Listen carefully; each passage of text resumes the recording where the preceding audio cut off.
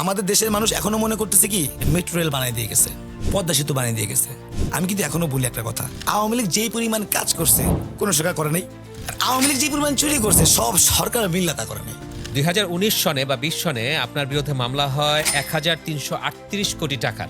21 দিনের মধ্যে আয়না করেছিলাম। রাজনীতিতে যে পরিবারতন্ত্র, শেখ মুজিবের পরে শেখ হাসিনা, শেখ হাসিনার পরে হচ্ছে সজীব ওয়াজেদ, জয় অথবা পুতুল, এই যে একটা ধারাবাহিকতা, কেন ওই যে রাজমিস্ত্রির ছেলে কি এমপি হয়নি? জনাব আশিক চৌধুরী ব্রাহ্মণবাড়িয়া জেলা এনসিপির কেন্দ্রীয় জেলা সার্চ কমিটির সদস্য। বৈষম্য বিরোধী ছাত্র আন্দোলনের একজন অন্যতম সংগঠক হিসেবে 2024-এর জুলাই গণঅভ্যুত্থানের সম্মুখ সারি থেকে নেতৃত্ব দিয়েছিলেন। তিনি 2026 সালের জাতীয় সংসদ নির্বাচনে এনসিপির হয়ে অংশগ্রহণ করেন। আপনাদের কি মনে হয় না যে জামাতের সাথে গিয়ে আপনাদের যে সারা বাংলাদেশে যে আপনাদের অবস্থানটা ছিল সেই অবস্থানটা আপনারা লুজ করেছেন? বিএনপির সাথে গেলে আমাদের লাভ হইতো, আমরা দুই একটা মন্ত্রণালয় পাইতাম। আসলে বৃহৎ ছাত্ররা ছিল জুলাইকে বাঁচায় রাখা। আমাদের দলের যারা নেতাকর্মী এরা কিন্তু সবাই রাজনীতিতে নতুন, আমরা অনেক কিছু দেখে শিখি। যেমন এবার নির্বাচনটা পুরো আমরা দেখে শিখছি অনেক কিছু, এর পরের বার যদি এরকম কিছু করতে চাই এটা সম্ভব না। আগামীবার কি ইলেকশনে আপনার ক্ষমতায় আসবেন? আমরা 10 বছরের মধ্যে সরকার গঠন করবো ইনশাল্লাহ। আপনার মেবি একটা খুব বাজে একটা রোগ ধরা পড়েছে। আমার দেশটাই তো ক্যান্সার হয়ে গেছে। আমার স্টোরিটা যদি আমার ডেতেই শেষ হয়ে যায় তো ওই লাইফের কোনো ভ্যালু নেই। আমাদের ফেসবুক পেজে ফলো করুন এবং ইউটিউব চ্যানেলে সাবস্ক্রাইব করুন, তাহলে যখনই আমরা নতুন এপিসোড প্রিমিয়ার করব সাথে সাথে আপনারা নোটিফিকেশন পেয়ে যাবেন।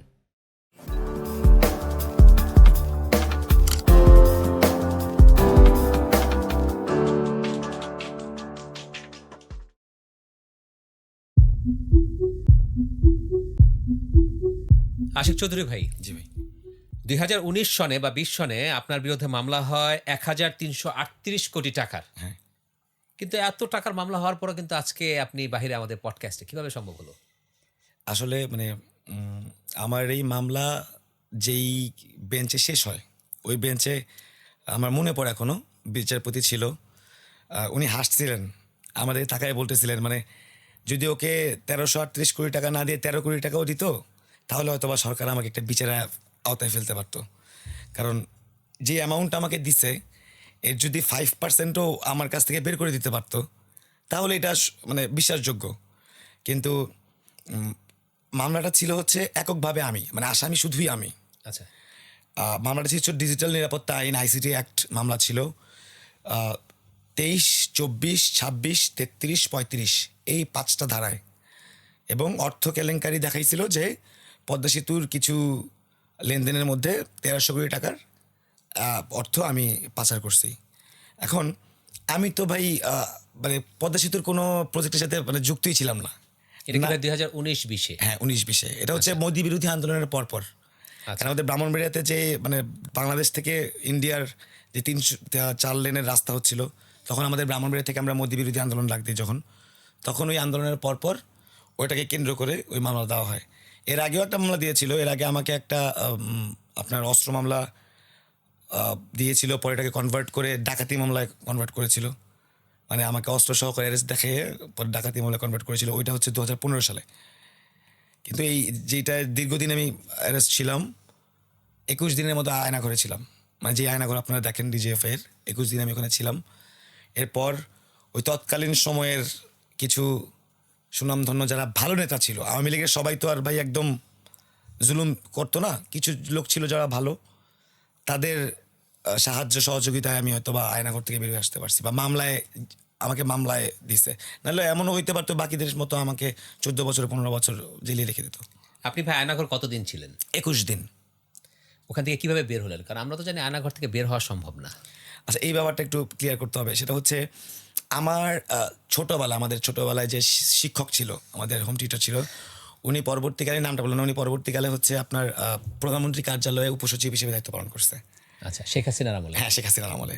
তো আমাকে যখন খুঁজে পাওয়া যাচ্ছিল না প্রথম 3 দিন আব্বা অনেক যোগাযোগ করছে, মানে অনেক চেষ্টা করতেছে। আমি এর আগে কয়েকবার অ্যারেস্ট হয়েছি, তো আব্বা তো মনে করছে এরকমভাবেই কিছু যে কোনো একটা থানায় পাওয়া যাবে। প্রথমে খিলগাঁও থানায় খবর নিছে, রামপুরা থানায় খবর নিছে, তারপর শাহবাগ থানায় খবর নিছে, বাড্ডা থানায় খবর নিছে, গুলশান থানায় খবর নিছে। এখন কোনো থানায় আমি নাই। গেল মিন্টি রোড ডিবির কাছে, ডিবির কাছে তো আমি নাই। তৃতীয় দিন আব্বা আমার ওই স্যারকে ফোন দেয়, তো আপনার ছাত্রর এই অবস্থা, আমরা পাচ্ছি না ওকে। তখন আমাকে আমার নাম্বার ট্রেস্ট করে দেখে যে আমি হচ্ছে ওই আপনার ডিজিএফআই এর যে ভবন ওইটার সামনে গিয়ে আমার নাম্বারটা বন্ধ হয়েছে। তখন তৎকালীন সময়ে আমাদের সাবেক যে যুবলীগ নেতা ছিল ইসমাইল চৌধুরী সম্রাট ছিল, এবং ওনারা আমাদের এলাকাভাবে আমাদের চিনতো, আমাদের সাথে একটু এসেছিল। তো ওনারা অনেকভাবে সেন্ট্রালকে জানায়, মানে আওয়ামী লীগের যে উচ্চপদস্থ যারা ছিল তাদের কাছে জানায় যে ছেলেটাকে মাফ করা যায় কিনা। তখন তারা ওই শর্তেই দেয় যে আমাকে জামিন দিবে না, জামিন না হবে এরকম একটা মামলা দিবে।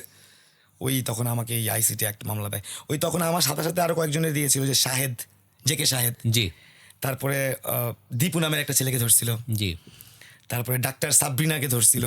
এগুলো সব নাটক ছিল। মানে তখন যে 6-7টা মামলা টানা হইলো না, জি, ওরা প্রত্যেকটা নাটক ছিল। ওরা কিন্তু কেউ এখন ভিতরে না, সবাই বাইরে। জি, কিন্তু তখন ওই সময় আমরা ছিলাম ট্রেন্ড, মানে এমন কোনো চ্যানেল নাই যে চ্যানেল আমাদেরকে দেখায় নাই। আচ্ছা, মানে আর এমন কোনো অপকর্ম নাই যেটা আমরা করি নাই। মানে ওই নিউজ যেগুলো হচ্ছিল, মানে আমি বের হয়ে আসার পরে আমার যতটুকু জনপ্রিয়তা ছিল এটা 3 গুণ করে দিয়েছে আওয়ামী লীগ সরকার এক নিউজেই। কারণ সকালে ঘুমে থেকে উঠে ওই নিউজ, দুপুরেও নিউজ, রাতেও নিউজ, একই নিউজ বারবার দেখাইছে ওরা। তো ওই যে একটা এজেন্ডা, মানে মানুষের কাছে আমাদের কাছে খারাপ করে তুলে ধরার জন্য, মানে আমি যেটাই করবো এটাই খারাপ, এর জন্য যা যা করতে হয়, যেভাবে সাজাইতে হয়। মামলার মধ্যে ধরেন নারী সংক্রান্ত বিষয় তুলে ধরছে, মাদক সংক্রান্ত বিষয় তুলে ধরছে, অস্ত্র তুলে ধরছে, মানে যতটুকু দরকার যেখানে তারা মোটামুটি সেটাকে ম্যানিপুলেট করেছে। হ্যাঁ করেছে। ভাই, আপনাকে একটা প্রশ্ন করি, আপনি তো এখন এনসিপিতে আছেন, এনসিপির কোন পদ আপনি হোল্ড করছেন একটু আমাদের বলবেন? আমি এনসিপি ব্রাহ্মণবাড়িয়া জেলা সার্চ কমিটির, কেন্দ্রীয় সার্চ কমিটির সদস্য, জি, এবং ঢাকা জেলা উত্তরের সাবেক সদস্য সচিব। এনসিপি থেকে আমাদের সাবেক যে নির্বাচন হয়েছে, আমি ব্রাহ্মণবাড়িয়া 1-এর ক্যান্ডিডেট ছিলাম। এই তো এখন এনসিপি, আসলে এনসিপিটা আমরা দলগতভাবে আমরা বৈষম্য বিরোধী ছাত্র আন্দোলন করে এই দলটা গঠন করেছি। জি, এই দলটা নাহিদের একারও না, হাসনাতের একারও না, আবার আমার একারও না। এই দলটা আমাদের সবার মিলে। আমরা যেটা মনে করি যে এই দলটারই আমরা ধারণ করি, মানে এই দলের যে একটা আলাদা চেতনা, একটা চিন্তাভাবনা, একটা ইচ্ছা, একটা পরিবর্তন, ওইটাকে নিয়ে আমরা ধারণ করতেছি এখনো। ভাই, হাদি হত্যার বিচার হচ্ছে না কেন? এটা একটা খুব ইম্পর্টেন্ট বিষয়, যেটা নিয়ে আমি নিজেও কথা বলতে চাচ্ছিলাম। ব্যাপার হচ্ছে হাদির তদন্ত ঠিকমতো হয়নি। কেন তদন্ত ঠিকমতো হয়নি? ধরেন এটা তো আর ঢাকা থেকে সিলেট বা ঢাকা থেকে কুমিল্লা না, ঢাকা থেকে ইন্ডিয়া। জি, 3 ঘন্টায় বা 4 ঘন্টায় একটা মানুষ কীভাবে ঢাকা থেকে, বাংলাদেশ থেকে আরেকটা দেশে চলে যায়? যদি এর মধ্যে সরকারের অথবা যেই দেশে গেছে ওই দেশের সরকারের অথবা ওই দেশের প্রশাসনের, আপনি একটু স্পষ্ট করে বলবেন কোন দেশে গেছে? ইন্ডিয়া, সে তো সরাসরি ইন্ডিয়া গেছে। তো হাদিরে মারার পেছনের কারণে ইন্ডিয়াই, এছাড়া কোনো কিছু আমি দেখি না। কারণ তার রাজনীতিতে একটাই কথা ছিল যে জান দিব জুলাই দিব না, ভারতের কাছে দেশ বিক্রি করব না। ওর কথা একটাই স্পষ্ট ছিল যে আমি ভারতের কাছে দেশ বিক্রি করব না। যদি নির্বাচনের কথা বলেন যে নির্বাচনকে কেন্দ্র করেই শুধু হাদিকে সরায় দেওয়া হয়েছে, আমার মনে হয় না তা। কারণ কি, হাদি ঢাকা 8-এর কোনো শুধু ক্যান্ডিডেট না। হাদি মারা যাওয়াতে হাদি চাইছিল শুধু ঢাকা 8-এর এমপি হইতে, কিন্তু হাদি মারা যাওয়ার পরে কিন্তু হাদি সারা বাংলাদেশের এমপি হয়েছে। জি, বাংলাদেশের ইতিহাসে এত বড় জানাজা, বাংলাদেশের ইতিহাসে এই যে আমরা বলি যে খালেদা জিয়ার জানাজা এখন সবচেয়ে বড় জানাজা, মানে আমি নিজে ছিলাম জানাজা, আমি ছিলাম। তো এটা কখন হয়েছে? হাদির জানাজার পর। এভাবে যে একজন নেতাকে বিদায় দিতে হয়, এই কালচারটা তৈরি করে দিয়ে গেছে কে? হাদি। দেখেন, আমি আমাদের বেগম জিয়া, উনি অবশ্যই ওনার সাথে কোনো কিছু তুলনা করা যাবে না। ওনার একটা কথা এখনও আমার কানে ভাসে যে আমার এই দেশ ছাড়া কোনো ঠিকানা নাই, আমার এই দেশ ছাড়া কোনো ঠিকানা নেই। ওনার কোনো সেকেন্ড হোম ছিল না, কিন্তু ওনার পাসপোর্টে কোনো রানিং ভিসাও ছিল না। তো উনি এমন একজন নেতা যে কিনা 4 বার প্রধানমন্ত্রী ছিল। ওনার জানাজাতেও বিএনপি বাস ট্রাক ভাড়া করে মানুষ আনতে হয়েছে। এটা অস্বীকার করতে পারবে না। অস্বীকার করলে আমরা ফুটেজ দিতে পারবো, আমি দেখছি তো, মানে সিরিয়ালে বাস থেকে মানুষ নামাইতেছে আমরা দেখছি। কিন্তু হাদির জানাজায় কেউ যদি দেখাইতে পারে যে একটা মানুষকে বলে আনা হয়েছে, এটা অসম্ভব। এখানে যারা আসছিল এরা প্রত্যেকেই হাদিরে ভালোবাসে আসছে। হাদির কোনো রাজনৈতিক পরিচয় ছিল না। হাদির একটা নিজস্ব দল ছিল, অরাজনৈতিক ইনকিলাব মঞ্চ। ওর পরিচয়টা কি ছিল? ওর পরিচয়টা ছিল দেশপ্রেম। ওর পরিচয়টা ছিল দেশের প্রতি ভালোবাসা, মানুষের প্রতি ভালোবাসা। ও চাইছে কি, ও কার এগেনস্টে কথা বলতেছিল, এইগুলা ভাবতে হবে, এইগুলা ক্লিয়ারিফাই করতে হবে। যে ওর রাজনীতি স্পষ্ট ছিল যে ভারতের আগ্রাসন বিরোধী রাজনীতি সে করতো, তো তাইলে ওরে কারা সরাই দিছে, এবং ওর যে খুনি ওকে কারা ঠাই দিছে, এই জিনিসগুলো খুব ক্লিয়ার, ক্রিস্টাল ক্লিয়ার। এখন আপনার ফিলোসফিতে হাদিকে হত্যা করলো কে? হাদিকে অবশ্যই আমাদের দেশের শীর্ষস্থানীয় কিছু নেতার সাহায্যে ভারত তাকে সরাইছে। সেটা কি আপনাদের দলেরই নেতার মাধ্যমে বা জামাতের মাধ্যমে নাকি বিএনপির মাধ্যমে? এখন আমাদের দলের মানে আপনি জানেন কিনা, বৈষম্যবিরোধী ছাত্র আন্দোলনের পরে যখন আমরা নাগরিক কমিটি হয়, জি, তখনও তো হাদি আমাদের সাথেই ছিল। কিন্তু হাদির ব্যাপারে কেমন ব্যাপারটা কি জানেন, হাদিরে আমরা একটা ব্র্যান্ড মনে করতাম, মানে ওরে ধারণ করার মতো ক্ষমতা আমাদের নাই। আচ্ছা, মানে আমরা চাইলে আরও 10টা আস্তানাতুল্লাহ খুঁজে পাবো, 10টা নাসিরুদ্দিন পাটোয়ারি খুঁজে পাবো, কিন্তু আরেকটা হাদি খুঁজে পাবো না। ওকে, তো ওকে কিন্তু ওর স্পেস করে দেওয়া হয়েছিল যে তুমি তোমার রাজনীতিটাকে গুছাও। ওর একটা স্বতন্ত্র দল ছিল, অরাজনৈতিক দল, এটা একটা ইনকিলাব মঞ্চ কোনো রাজনৈতিক দল না, কিন্তু ওইখান থেকেই ও কিন্তু সুষ্ঠু রাজনীতি এবং দেশপ্রেম, দেশের জন্য, দেশের পক্ষে রাজনীতি, আমরা যে নিজেদের দেশের জন্য রাজনীতি করব, জি। নিজের দেশের মানুষের জন্য রাজনীতি করব, এই জিনিসটা ফুটিয়ে তোলা রাজনীতিটা হাদি করতেছিল। এবং আমাদের দলের প্রত্যেকটা নেতাকর্মী তো মনে করেন হাদির বিচার চাইছে কারা আর চায় নাই কারা।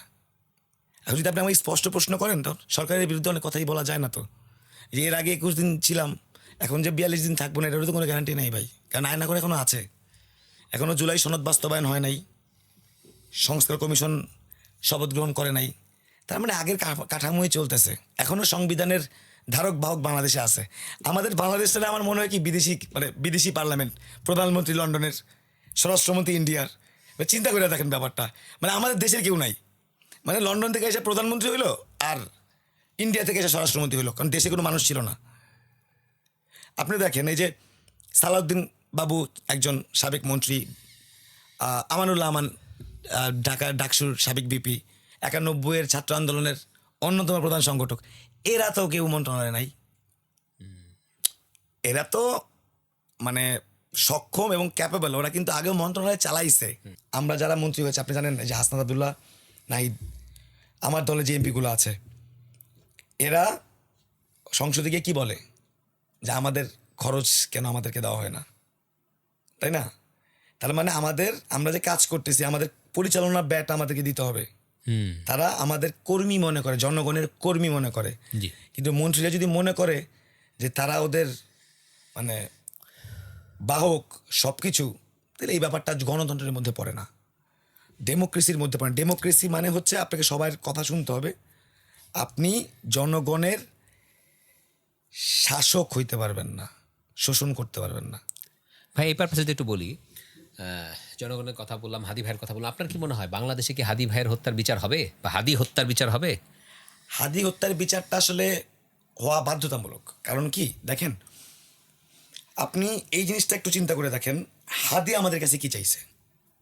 হাদি যেদিন মারা যায়, আজকে সম্ভবত 100 কতদিন মনে হয়, 122-23 দিন হয়ে গেছে হাদি হত্যাকাণ্ডের। আমরা তো প্রত্যেক দিন একটা করে কাউন্ট দেই, এবং 22-23 দিন হয়ে গেছে। তো হাদি মারা যাওয়ার আগের দিন ইন্ডিপেন্ডেন্ট টিভিতে একটা অগ্নিশিখার সামনে একটা ইন্টারভিউ দিয়েছিল। ওখানে ও বলছিল যে আমার ইচ্ছা যে আমার একটা রাজনীতিবিদের গ্লোরির মৃত্যু লাগবে, আমি স্বাভাবিক মৃত্যু চাই না, আমি চাই একটা তুমুল আন্দোলন চলতেছে, এরা সামনের সারিতে আমি আসি, একটা গুলি আমার মাথার একদিক দিয়ে ঢুকে একদিক দিয়ে বের হয়ে যাক। দেখেন হাদি কিন্তু এই মৃত্যু হবে বা এই মৃত্যুটাকে ধারণ করেই সে রাজনীতিটা করছে। এবং ও একটা কথাই বলে গেছে যে আমারে যদি কেউ গুলি করে দেয়, আপনি শুধু তার বিচারটা করেন। এইটা কেন বলছে দেখেন, হাদির বিচারটা যদি হয়, হাদি তো ফিরে আসবে না। না, হাদির যে হাদির বাচ্চারা তো হাদি তো কোলেও নিতে পারে নাই। হাদির কিন্তু কোলের বাচ্চা ছিল, কোলেও ঠিক মতো নিতে পারে নাই। তো হাদির ওয়াইফ যেদিন ঢাকা মেডিকেলে আসছিল, হাদির ওয়াইফ কিন্তু আমরা দেখি নাই, মানে সবাই কিন্তু আপনারা দেখেন নাই। ও কিন্তু খুব পরে আমাদের সামনে এসে বলতেছিল যে আমাদের জন্য ওনাকে যেন কেউ না দেখে, রাইট? তো এরকম কনজারভেটিভ একটা ফ্যামিলি, অনেকে বলে যে হাদির ভাইকে ওই চাকরি দিয়ে দিছে, হাদির ভাইকে এটা করে ফেলছে, হাদি তো ফিরে আসতেছে না। না, কিন্তু হাদির বিচার না হলে কি হবে? হাদির যদি বিচার না হয় আরেকটা হাদি তৈরি হবে না।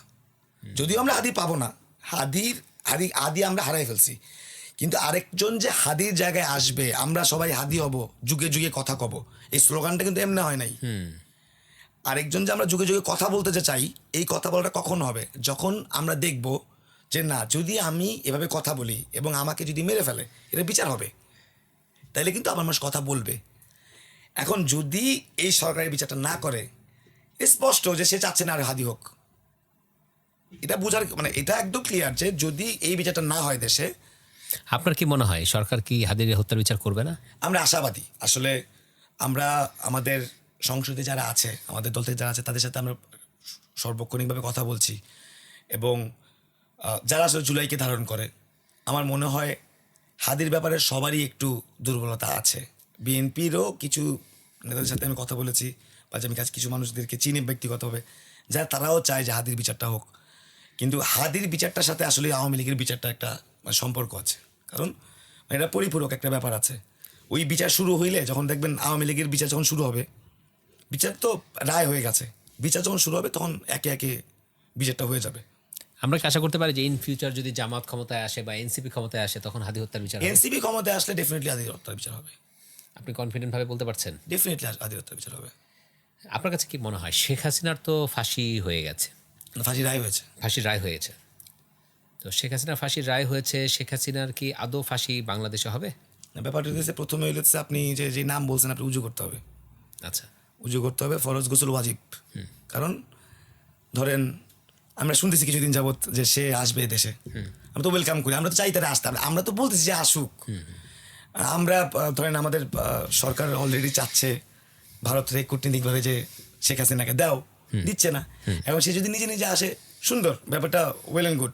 জি সে তো আসতে তাকে আগে ট্রায়াল ফেস করতে হবে। জি, আর আওয়ামী লীগ এটা হইতেছে এখন বাংলাদেশে অপ্রাসঙ্গিক একটা বিষয়। আওয়ামী লীগের বাংলাদেশে রাজনীতি করার কোনো, এটা ইতিহাস বলেন, এটা মানে কোনো দিকেই আপনি কোনো যুক্তিতেই দ্বারা করতে পারবেন না যে আওয়ামী লীগ এই কারণে রাজনীতি করতে পারবে। আমি আপনাকে একটু ভেঙে বলি, পৃথিবীতে কোন স্বৈরশাসকের পতনের পর সে আবার ক্ষমতায় আসছে, আমাকে দেখান পৃথিবীতে। আর পৃথিবীর কথা বাদ দেন, আমাদের যে ভারত মহাদেশ, জি এটা তো আপনি আলিবুদ্দি খানের কথার নাম শুনছেন। জি, সে কিন্তু আপনার ওই যে কি বলে, দুপুরের খাবার ফাল ফেলে পিছনে দরজা দিয়ে বাইকে চলে গেছিল। জি, হ্যাঁ, ওর জায়গা দখল হয়েছিল। এরপরে কিন্তু ও আবার ফেরত আসার চেষ্টা করছিল। হ্যাঁ, আমরা কিন্তু ইতিহাসে পড়ছি এগুলা, সে কিন্তু আসতে পারে নাই। তা আপনি কি মনে করেন ওই নবাব আমলের থেকেও এখন এরা শক্তিশালী? কখনোই না। কারণ তখন ধরেন এখন যেরকম গণতন্ত্র আছে, জাতিসংঘ আছে, তখন তো এগুলো ছিল না। তখন তারা শাসন করছে, তারা তাদের ক্ষমতার জোরে শাসন করছে। আর এখন অনেক নিয়ম কানুন মাইনা শাসন করতে হয়। আর আওয়ামী লীগের ব্যাপারটা হচ্ছে, এটা তো আমাদের দলের প্রধান নাহিদ ইসলাম বলছে যে যারা আওয়ামী লীগ রাজনীতি করছে, যাদের অন্যায় কম, যারা ফ্যাসিবাদীর সাথে ছিল না, তাদের জন্য রাজনীতি বন্ধ নাই। এখন এটার জন্য আমরা কি করতে পারি? এটার জন্য কি করতে পারি, এটা আমাদের রাষ্ট্রীয়ভাবে চিন্তা করতে হবে যে আমরা এদের একটা ব্যবস্থা করতে হবে। এটা তো আমাদের ভাই, কেউ কারো ভাই, কারো বাবা, কারো মা। হ্যাঁ, তো ধরেন আমি কয়েকজনকে চিনি আওয়ামী লীগ নেতা যারা এখন এলাকায় আছে। কেন আছে? ধরেন বিগত 17 বছরে তার ঘর টিনের ঘরেই আছে। আচ্ছা, সে পাজারো গাড়িতে চড়ে নাই, কিন্তু সে তো আওয়ামী লীগ করছে। এবং আমি এরকম খবর শুনছি, আওয়ামী লীগের 2 দলের মধ্যে মারামারি হয়েছে শেখ হাসিনারে নিয়ে, মানে সব দোষ ওর। দেখেন, এখন অনেকে বলে যে আওয়ামী লীগ ফিরে আসার পেছনে কারণগুলো বলে, এগুলো আমি ভেঙে দিই একটু। 71-এর পর 75-এর পর তো আসছে। জি, 75 আর 24 তো এক না ভাই। কেন এক না? 75-এ বঙ্গবন্ধুরে কি মানে কোনো গণঅভ্যুত্থান হয়েছিল না? না, 75-এ কি হয়েছিল? কিছু গুটি কয়েক সেনাবাহিনীর কর্মকর্তা যারা মুক্তিযোদ্ধা, প্রত্যেকে মুক্তিযোদ্ধা ছিল, এবং সামনের সারির মুক্তিযোদ্ধা যারা, আমরা যে মেজর ডালিমরে নিয়ে মানে আওয়ামী লীগ আমলে তাকে তো পারলে জাতা বানায় ফেলা হয়েছে, এখন আবার তাকে সূর্য সন্তানও বলা হয়। জি, আমি একদম মাঝখান থেকে বলি, সে তো মুক্তিযুদ্ধ করছে। জি, এবং আমি যদি ভুল না বলি, ওরা হচ্ছে ইস্ট বেঙ্গল রেজিমেন্ট থেকে এসে যুদ্ধ করছে। আমাদের যে স্পিকার, সে ইস্ট বেঙ্গল রেজিমেন্ট থেকে যুদ্ধ করছে। এরা তাইলে বঙ্গবন্ধুরে কেন মারলো? দেখেন, আপনি বাংলাদেশের দুর্ভিক্ষের কথা শুনেছেন 74-এর দুর্ভিক্ষের সময় আমার কোনো বোন, আমি এরকম ছবি দেখছি, আমরা তো তখন ছিলাম না, বোন জাল গায়ে দিয়ে রাখছে। এই ছবি কিন্তু আমরা পাইছি। আবার এই ছবিও পাইছি বঙ্গবন্ধুর ছেলের মাথায় 7.5 কেজির ওজনের স্বর্ণের মুকুট।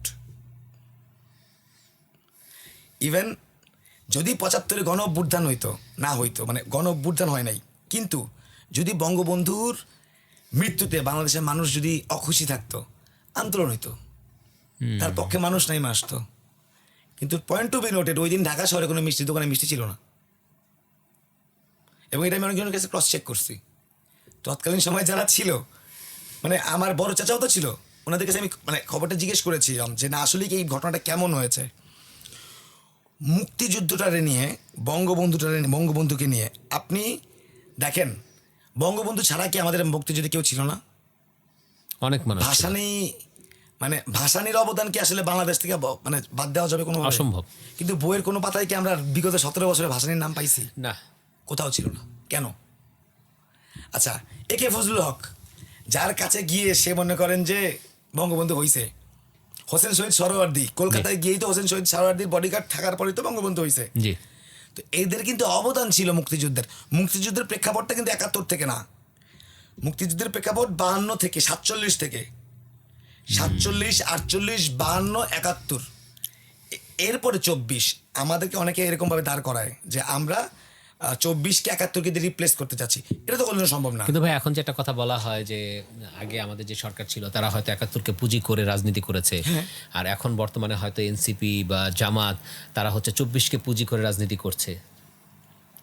পুঁজি বলতে আমরা এটা আপনার কিভাবে মানে সাইনবোর্ড আর কি, যে ওইটার সাথে সবাইকে অ্যালাইন থাকতে এখন ভাই হবে। শুনুন, এখন ধরেন আমি সারা দেশের মানুষকে ওইটার প্রতি কমিটেড হতে হবে। যেমন আওয়ামী লীগ সরকার সবসময় বলেছে মুক্তিযুদ্ধ। আওয়ামী লীগ সরকারের মাধ্যমে মুক্তিযুদ্ধ এসেছে এবং এই জন্য পুরো দেশের মানুষকে সেই মুক্তিযুদ্ধের নীতিতে অটুট থেকে এগিয়ে যেতে হবে। ঠিক এনসিপি বা জামাতও সেটা চাচ্ছে। এরকম কি কোনো বিষয় আমরা এরকম পাচ্ছি? কিভাবে নাই, আমি আপনাকে বলি, দেখেন আমাদের 24 জুলাই গণ অভ্যুত্থানটা, এটাতে তো বলছে যে এটা একটা মেডিকেলাইজ ডিজাইন, এরকম বলছে। কিন্তু বিশ্বাস করবেন, আসিফ অনেক জায়গায় গিয়ে বলছে যে 5 আগস্টের, সাজিস দিন একটা প্রোগ্রামে বললো, সাজিস ভাই বললো যে 5 আগস্টের পরে সে মাহফুজ ভাইকে চিনছে। দেখেন, একটা মেডিকুলাইজ ডিজাইন, কিন্তু এরা নিজেদেরকে চেনে না। এটা কিভাবে পসিবল? একটা ডিজাইন মানে প্ল্যান, রাইট? একটা প্ল্যান করতে হলে তো আমি আমার টিমমেটদের সাথে আমার প্রপার প্ল্যানিং থাকতে হবে। এখন আমরা এই যে যারা ছাত্র আন্দোলন, যারা ছাত্র কয়েকজন ছিল, গুটি কয়েক, এদের দ্বারা কি গণ অভ্যুত্থান সম্ভব ছিল? না, অবশ্যই জনগণের সমর্থন ছিল বলেই সম্ভব। 5 আগস্ট যে মানুষ ছিল ঢাকায়, 5 আগস্ট ঢাকার প্রত্যেকটা রাস্তায় যে পরিমাণ মানুষ ছিল, এদেরকে কি আসলে টাকা দিয়ে আনা সম্ভব? অসম্ভব। মানে এই পরিমাণ মানুষ টাকা দিয়ে আনা সম্ভব না। তাহলে আমরা তো মানুষের উপরে চাপাই দিই নাই, মানুষ নেই আসছে, আমরা শুধু আমাদের ক্লিয়ার অ্যান্ড শাউট, আমরা আমাদের চাহিদা, আমাদের আকাঙ্ক্ষাগুলো আমরা ফুটাই তুলছি। আমরা এটা চাই, এটা করতে চাই। আমরা ধরেন এই যে ডিবি হারুন যখন নিয়ে গেল সব সমন্বয়কদেরকে, আন্দোলন বন্ধ করে দিল না, ওদের যে স্ক্রিপ্ট পড়াইলো না, এরপরে তো আন্দোলনটা বন্ধ হয়ে যেত যদি দেশের মানুষ না চাইতো। কারণ কয়জন আপনার এই আমাদের ইসেরে চিনতো, আন্দোলনে কি নাহিদ ভাই, না নাহিদ তো আমার ভিতরে, এটা ছিল হচ্ছে আমাদের যুব শক্তির এখন যে কেন্দ্রীয় সেক্রেটারি বাকের মজুমদার। জি, বাকের মজুমদার, ওদেরকে কেউ চিনতো না। ওরা আবার এসে ডাক দিল যে নাহিদের, হাসনাতের এই বক্তব্য আমরা মানি না, এটা লিখিত বক্তব্য, এটা আমরা মানি না, এটা চাপের উপর করা হয়েছে। এটা কি মানে আমরা তো চাপাই দিন, তখন তো আমরা ভিতরে, আমাদের নেতাকর্মীরা ভিতরে। তাহলে তখন দেশের মানুষ চাইছে বলেই কিন্তু আন্দোলনটা আরও চলছে। সেনাবাহিনী কেন সরকারের বিপক্ষে গেল? কারণ সেনাবাহিনী দেখছে যে সেনাবাহিনী তৈরি হয়েছে দেশের জনগণকে রক্ষা করার জন্য। এখন তো জনগণের রাস্তায় নেমে আসছে। কিন্তু মুক্তিযুদ্ধের সময় ভাই দেখেন, মুক্তিযুদ্ধের প্রেক্ষাপট আর 24-এর প্রেক্ষাপটটা একদম আলাদা। মুক্তিযুদ্ধের সময় আমাদের একটা পাশে দেশ ছিল যারা আমাদেরকে অস্ত্র দিছে, আমাদেরকে ট্রেনিং দিছে। আমাদের সমস্যা হয়েছে, মুক্তিযোদ্ধারা চলে গেছে ইন্ডিয়া। কিন্তু আমাদের সময় কি ছিল? আমরা কি ইন্ডিয়া যেতে পারতাম? না। যদি কোনো কারণে, যদি আল্লাহ না করুক, যদি কোনো কারণে 3 আগস্ট আমরা যখন এক দফার ঘোষণা হয়েছে, যদি সরকার পতন না হইতো, তাহলে আজকে নাহিদ কই থাকতো? কিন্তু ভাই একটা কথা কিন্তু এখনও বলা হয় যে এখন এনসিপির যারা নেতারা বাংলাদেশে আছেন তারা কি আদৌ সেফ, এবং এই কথা অনেক সময় আমরা অনেকের মুখে শুনি যে আসলে এনসিপির নেতারা ওনারা বাংলাদেশেও সেফ না, আর দেশের বাইরে তো আরও বেশি সেফ না। এই বিষয়গুলো আপনি কিভাবে নির্ধারণ করবেন? হাসান আবদুল্লাহ কিছুদিন আগে আপনার অক্সফোর্ডে একটা স্পিচ দিয়ে আসছে, জি, দেখছেন? আমার বাংলাদেশে আর কয়েকজন এমপি দিয়ে আসছে আমি জানি না, তো সেফ না থাকলে। কিন্তু ভাই ওইখানে তো একটা কথা বলা হয়েছিল, ওইখানে যারা ছিল তার অধিকাংশ নাকি স্টুডেন্ট না, অন্য লোকজন ওখানে নিয়ে আসা হয়েছে বা কোনোভাবে ম্যানেজ করে আনা হয়েছে, অধিকাংশ স্টুডেন্ট ছিল আমরা না। যদি এটা ম্যানেজ করতে পারি তাহলে আপনারা ম্যানেজ করে আগে যান। আপনারা তো 25-30 বছর এক একজন এমপি 4-5 বার করে এমপি, আপনারা এইভাবে দেখেন, আমাদের তো কেউ শিখাই দেয়নি না। যদি এটা এরকম আমাদের বলতে সবগুলোই বলতেছে যে আমাদের সময় আমেরিকা আন্দোলন করছে, আমেরিকা টাকা দিয়ে আন্দোলন করাইছে, নাইদরে সার্জিস চিনতো না, আচ্ছা, শুধু হাসনাতরে চিনতো। আন্দোলন শুরু হওয়ার পরে আস্তে আস্তে চিনছে। ওরা একই ফ্যাকাল্টির না, ঢাকা ভার্সিটির ছোট না, অনেক বড়, এক একজন এক এক ফ্যাকাল্টির। ধরেন সায়েন্সের স্টুডেন্ট ছিল হচ্ছে সার্জিস, হাসনাত আবদুল্লাহ হচ্ছে ইংলিশের, নাহিদ ইসলাম হচ্ছে আর্টসের। এনাদের কি কেউ চিনতো না, তাহলে ডিজাইনটা হইলো কোথায়? ডিজাইনটা করলো কে? এক লোকে। কালারগুলো কোথা থেকে আসলো? এগুলো হচ্ছে ভাই আমাদের বাংলাদেশের মিথ্যাচারটা না এত স্পষ্ট, আপনি খুব ক্লিয়ারলি বুঝতে পারবেন। 7 কোটি মানুষ ছিল বাংলাদেশে, 30 লাখ শহীদ হয়েছে, কিন্তু আমরা যে চিল্লাচিল্লি করতেছি যে 71-এর এই তালিকাটা আবার পুরো তালিকা করা হোক, এখনও কিছু মুক্তিযুদ্ধ বাইচে আছে, আর 4-5 বছর পরে তো তাও পাবো না, এটা কেন করা হয় নাই?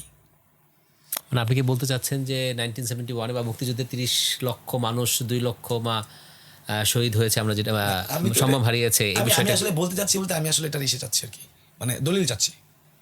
আচ্ছা। একজনের মুখের কথা যদি বলি তাইলে তো এটা ওই কার মুখের কথা ছিল? হ্যাঁ, এটা তো আমরা যতটুকু যেভাবে পাইছি বই থেকে বলেন বা যেভাবে বলেন, বঙ্গবন্ধু একটা বক্তব্যে তাকে জিজ্ঞেস করতেছিল। আপনি কিন্তু শেখ মুজিবুর রহমান বললেন না, বললেন বঙ্গবন্ধু। তার মানে কি আপনি ওনাকে বঙ্গবন্ধু হিসেবে শ্রদ্ধা করেন? আমি আপনাকে মানেন? আমি আপনাকে বলি, বঙ্গবন্ধু যেই কথাটা আসলো, ওনার পদবিটা কে দিয়েছে? জনগণ। জনগণ না, ওনার পদবি দিয়েছিল মাওলানা ভাসানী। আচ্ছা, এটাও আমরা ইতিহাস থেকে পেয়ে আসছি, এটা মাওলানা ভাসানীর দেওয়া পদবি। জি, আচ্ছা, শেখ মুজিবুর রহমান, ওনার নাম শেখ মুজিবুর রহমান। তো উনি তো বক্তব্য দিত বঙ্গবন্ধুর হিসেবে, কারণ জিয়াউর রহমানে যে স্বাধীনতা ঘোষণা দিছে ওখানেও কিন্তু বঙ্গবন্ধু শেখ মুজিবুর রহমান বলছে। তো উনি এই যে বঙ্গ, বাংলা না বদলা বঙ্গ, এটা কিন্তু একটা সংস্কৃত ভাষা ভাই। আচ্ছা, বঙ্গ হইল, এটা বঙ্গ কেন হবে? এটা তো বাংলা হয়ে যাবে, পশ্চিমবঙ্গ। আমরা তো বাংলা, আমরা তো সংস্কৃতির মধ্যে থাকতে চাইতেছি না, আমরা তো স্পষ্ট ভাষার জন্য যুদ্ধ করে আসছি না। আচ্ছা, ওইখান থেকে শুরু করছে। সে এক বক্তব্যে গিয়ে বলল 30 লাখ মানুষ মারা গেছে, 3 মিলিয়ন। আচ্ছা, এখন তাকে তো আর তখন জিজ্ঞেস করে নাই বা বলে নাই কেউ যে আমাকে এগুলোর প্রমাণ দেন, ডকুমেন্টস দেন। কিন্তু এছাড়া আরও অনেক নথিতে আমরা পাইছি, অনেক সেক্টর কমান্ডারের কাছ থেকে পাইছি। ডিলেজ খান আপনাদের পডকাস্টে আসছিল, উনি অনেক প্রোগ্রামেই বলছে যে আসলে কি পরিমাণ মানুষ মারা গেছে। আমার পরিবারে কয়েকজন মুক্তিযোদ্ধা আছে, বীর মুক্তিযোদ্ধা। কে কে আছেন আপনার পরিবারে? আমার পরিবারের মধ্যে আমার বড় ভাইয়ের শ্বশুর হচ্ছে আব্দুল কুদ্দুস মাখন, ব্রাহ্মণবাড়িয়ার কৃতি সন্তান। এরপরে হচ্ছে আমার চাচা হচ্ছে ওসমানুদ্দিন খালেদ, সেও বীর মুক্তিযোদ্ধা। তো আমার বড় চাচা মুক্তিযুদ্ধ করেছে, আমার ফুফা মুক্তিযুদ্ধ করেছে। আমি ওনাদের কাছে মুক্তিযুদ্ধের কাহিনী অনেক শুনতাম। মানে মুক্তিযুদ্ধ আসলেই একটা সময় কিন্তু আমরা আওয়ামী লীগ করছি, আমি নিজে বলি, বলেন ধরেন যখন আমি সিটি কলেজে পড়ি তখন ওই টাইমে তো শুধু আওয়ামী লীগই আছে, জি, দেশে তো শুধু আওয়ামী লীগ। তখন আমরা কি দেখতাম, বইয়ে যেটা পড়তাম ওইটাই কিন্তু আমরা বিশ্বাস করতাম। জি, তখন আমরা ধরেন 7 আগস্টের ভাষণ, 7 মার্চের ভাষণ, যেভাবে বাংলাদেশের সব জায়গায় ভাষণটা হইতো, ওই ভাষণটা যে কোনো মানুষ শুনলেই বলবে যে না, এইটাই মুক্তিযুদ্ধের মূল সিনারি। মেইন কারণ। কিন্তু ভাই আপনি গোড়াটা দেখেন, মুক্তিযুদ্ধ হোক, বাংলাদেশ স্বাধীন হোক, বঙ্গবন্ধু শেখ মুজিবুর রহমান চাইতো, এরকম কোনো দলিল আমাকে দেখান। সে তো লাস্ট সময়ও বলছে যে চুপ থাকো, হরতাল দিব, আমাদের দাবি আমাদের মাইনা নিবে। সে কি চাইছিল? সে চাইছিল তাকে শাসন ভার দেওয়া হোক, সে কিন্তু স্বাধীনতা দিতে চায় নাই, সে কিন্তু স্বাধীনতার ঘোষণা দেয় নাই। স্বাধীনতার ঘোষণা দিয়েছে জিয়াউর রহমান, স্বাধীন রহমান ঘোষণা দিয়েছে জিয়াউর রহমান। সে বলছে behalf of Bangabandhu Sheikh Mujibur Rahman, I am major Ziaur Rahman. সে ঘোষণা দিছে বঙ্গবন্ধুর পক্ষে, কিন্তু বঙ্গবন্ধুর মুখ থেকে আপনি কোনো ভাষণ শুনছেন যে আমরা স্বাধীনতা দিতে চাইছি? আচ্ছা, পুরো মুক্তিযুদ্ধের কোথাও বঙ্গবন্ধু ছিল না, তিনি প্ল্যান তখন করতে করলো। আচ্ছা, তখন আটক তো ভাই ছিলেন। আটক ছিলেন, পাকিস্তানে ছিলেন। তো তখন তো আমাদের কাছে এরকম 5G ইন্টারনেট ছিল না, ফোন ছিল না। জি, তাইলে ওই ওই নিউজগুলো কি ওই যে কি দিয়ে, ওই পায়রা দিয়ে পাঠাই তো প্ল্যানগুলো, যে বলে যে সব প্ল্যান পরিকল্পনা সব বঙ্গবন্ধু করছে, উনি কি পায়রার মধ্যে দিয়ে পাঠাইতো না? এই এটা টেলিপ্যাথি হইতে পারে, মানে আমার মাঝে মাঝে সে টেলিপ্যাথি করতো। মানে ব্যাপার করতে এরকম হয়ে গেছে না জিনিসটা। সে হচ্ছে পাকিস্তানে বন্ধ। এবং দেখেন, একটা দেশের তুমি প্রধান, তুমি দেশে নাইমা আসছো, দেশে একটা মানে একটা সরকার গঠন হয়েছে, একটা সরকার গঠন হয়েছে যেটা প্রধান ছিল কি তাজউদ্দিন আহমেদ। তাজউদ্দিন আহমেদ নিজের বই লেখা, কিন্তু আইসা তাজউদ্দিন আহমেদ কি বললো, তাজউদ্দিন আমি প্রধানমন্ত্রী হব। মানে এটা কি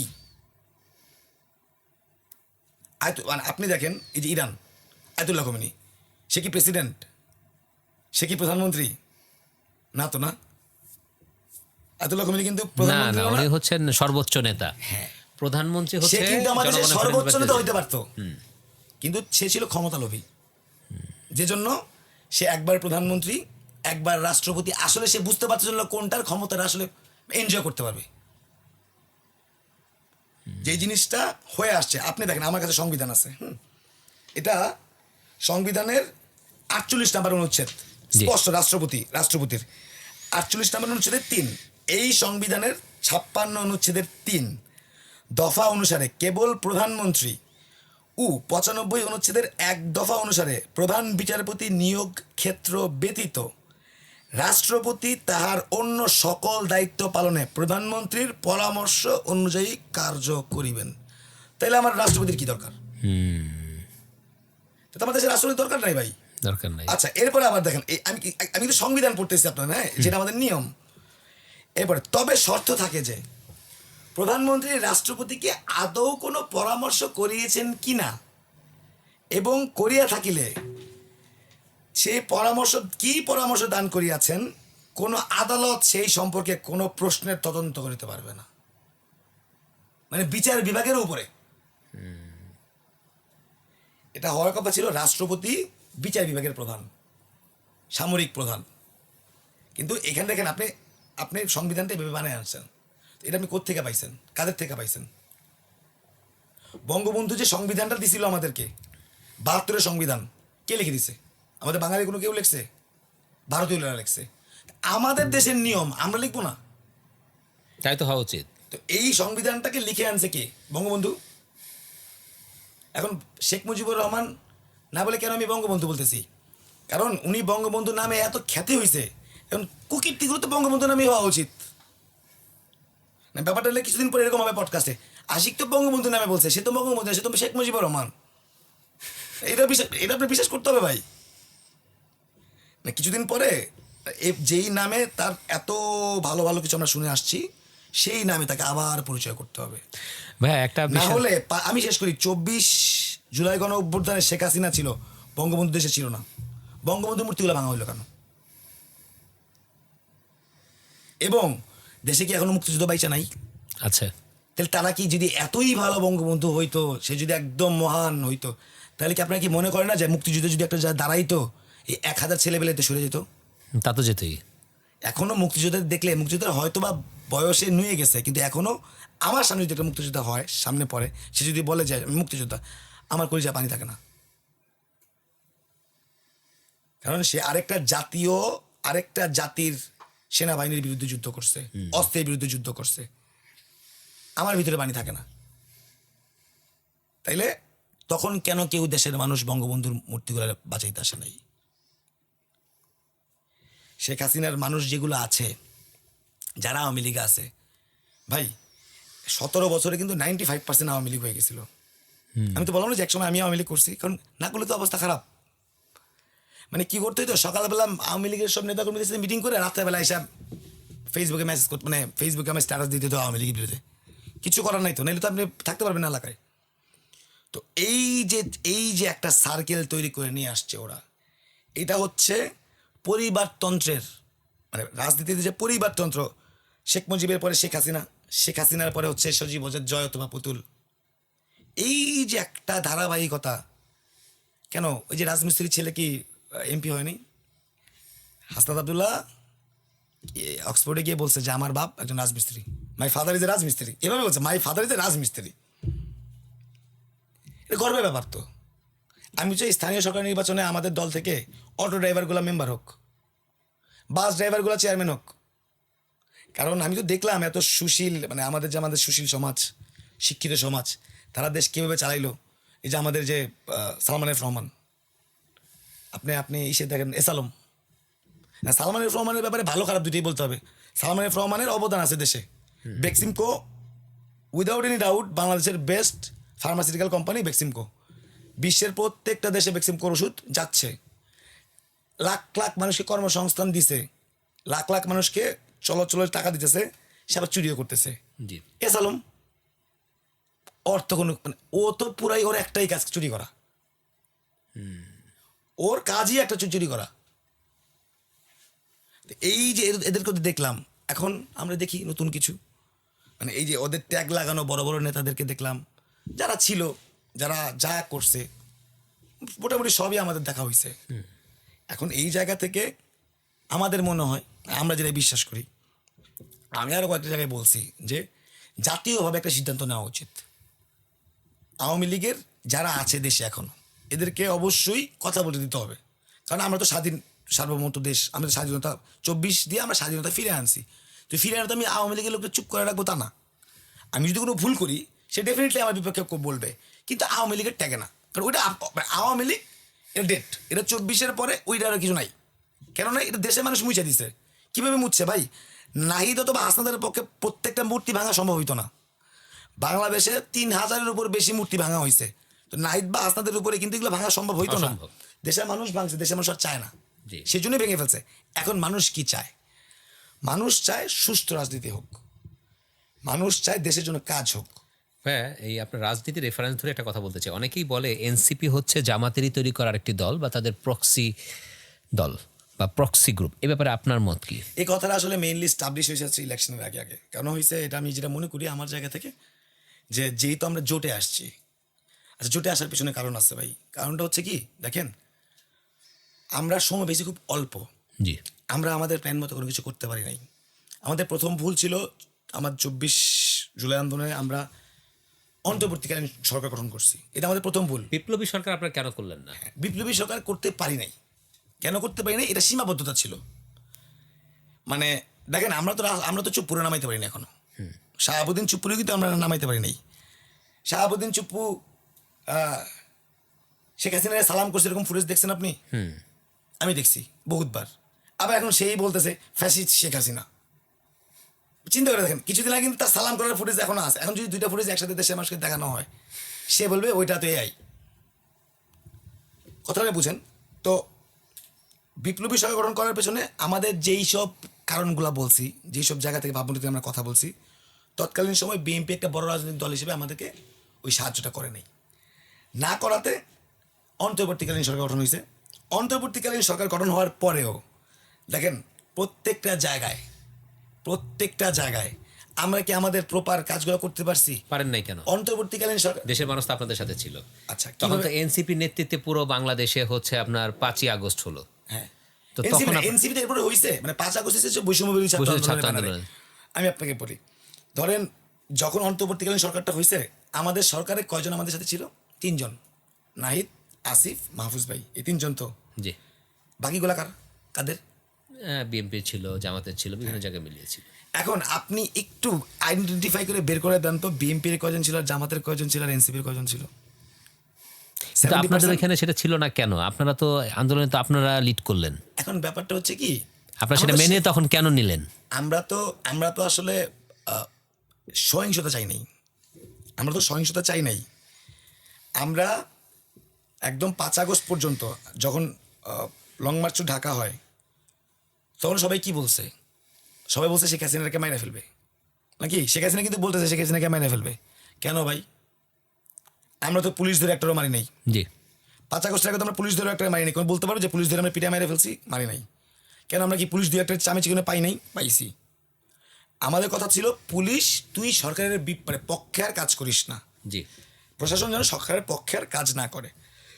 এখন যখন শেখ হাসিনা চলে গেল, শেখ হাসিনা কিন্তু দেশ থেকে চলে গেছে ঠিক, কিন্তু তার পুরো রাজনীতিক যে একটা মানে পুরো সার্কেল বেস, এটা বাংলাদেশে এখনও সক্রিয়, এখনও স্টিল। এখন তো আওয়ামী লীগ বিএনপি সরকার, আপনি কি বলতে পারেন যে বিএনপি সরকার বলতে পারবে বুকে হাত দিয়ে বাংলাদেশের প্রত্যেকটা সেক্টর ওদের নিয়ন্ত্রণে আছে? সচিবালয় তো নাই। ভাই যদি সেটাই হয় তাহলে তো আপনার আওয়ামী লীগ সরকার যখন ছিল, আপনার কথা যেটা বুঝলাম যে শেখ হাসিনা, এটা বলার আসলে আপনার কথা বোঝার কিছু নেই, এটা ট্রুথ। হয়তো যে কোনো কারণেই হোক ইন্ডিয়া সরকার সবসময় তারা শেখ হাসিনাকে সমর্থন করেছে বা আওয়ামী লীগকে সমর্থন করেছে। তো ওই সময়টাতে শেখ হাসিনাকে পালিয়ে যেতে হলো কেন? ইন্ডিয়া কি পারতো না যে তার যেই ফোর্স আছে বা হ্যাঁ, চাইছে তো। তার যে বাহিনী আছে তাকে দিয়ে তাকে সেভ চাইছে তো। করতে? আপনি একটু ভালো মতো গুগল করেন, ব্রাউজ করেন, যে তৎকালীন সময় 5 আগস্টের আগে বিভিন্নবার ভারতীয় বাহিনীর সাথে আমাদের সেনাপ্রধানের কথা হয়েছে।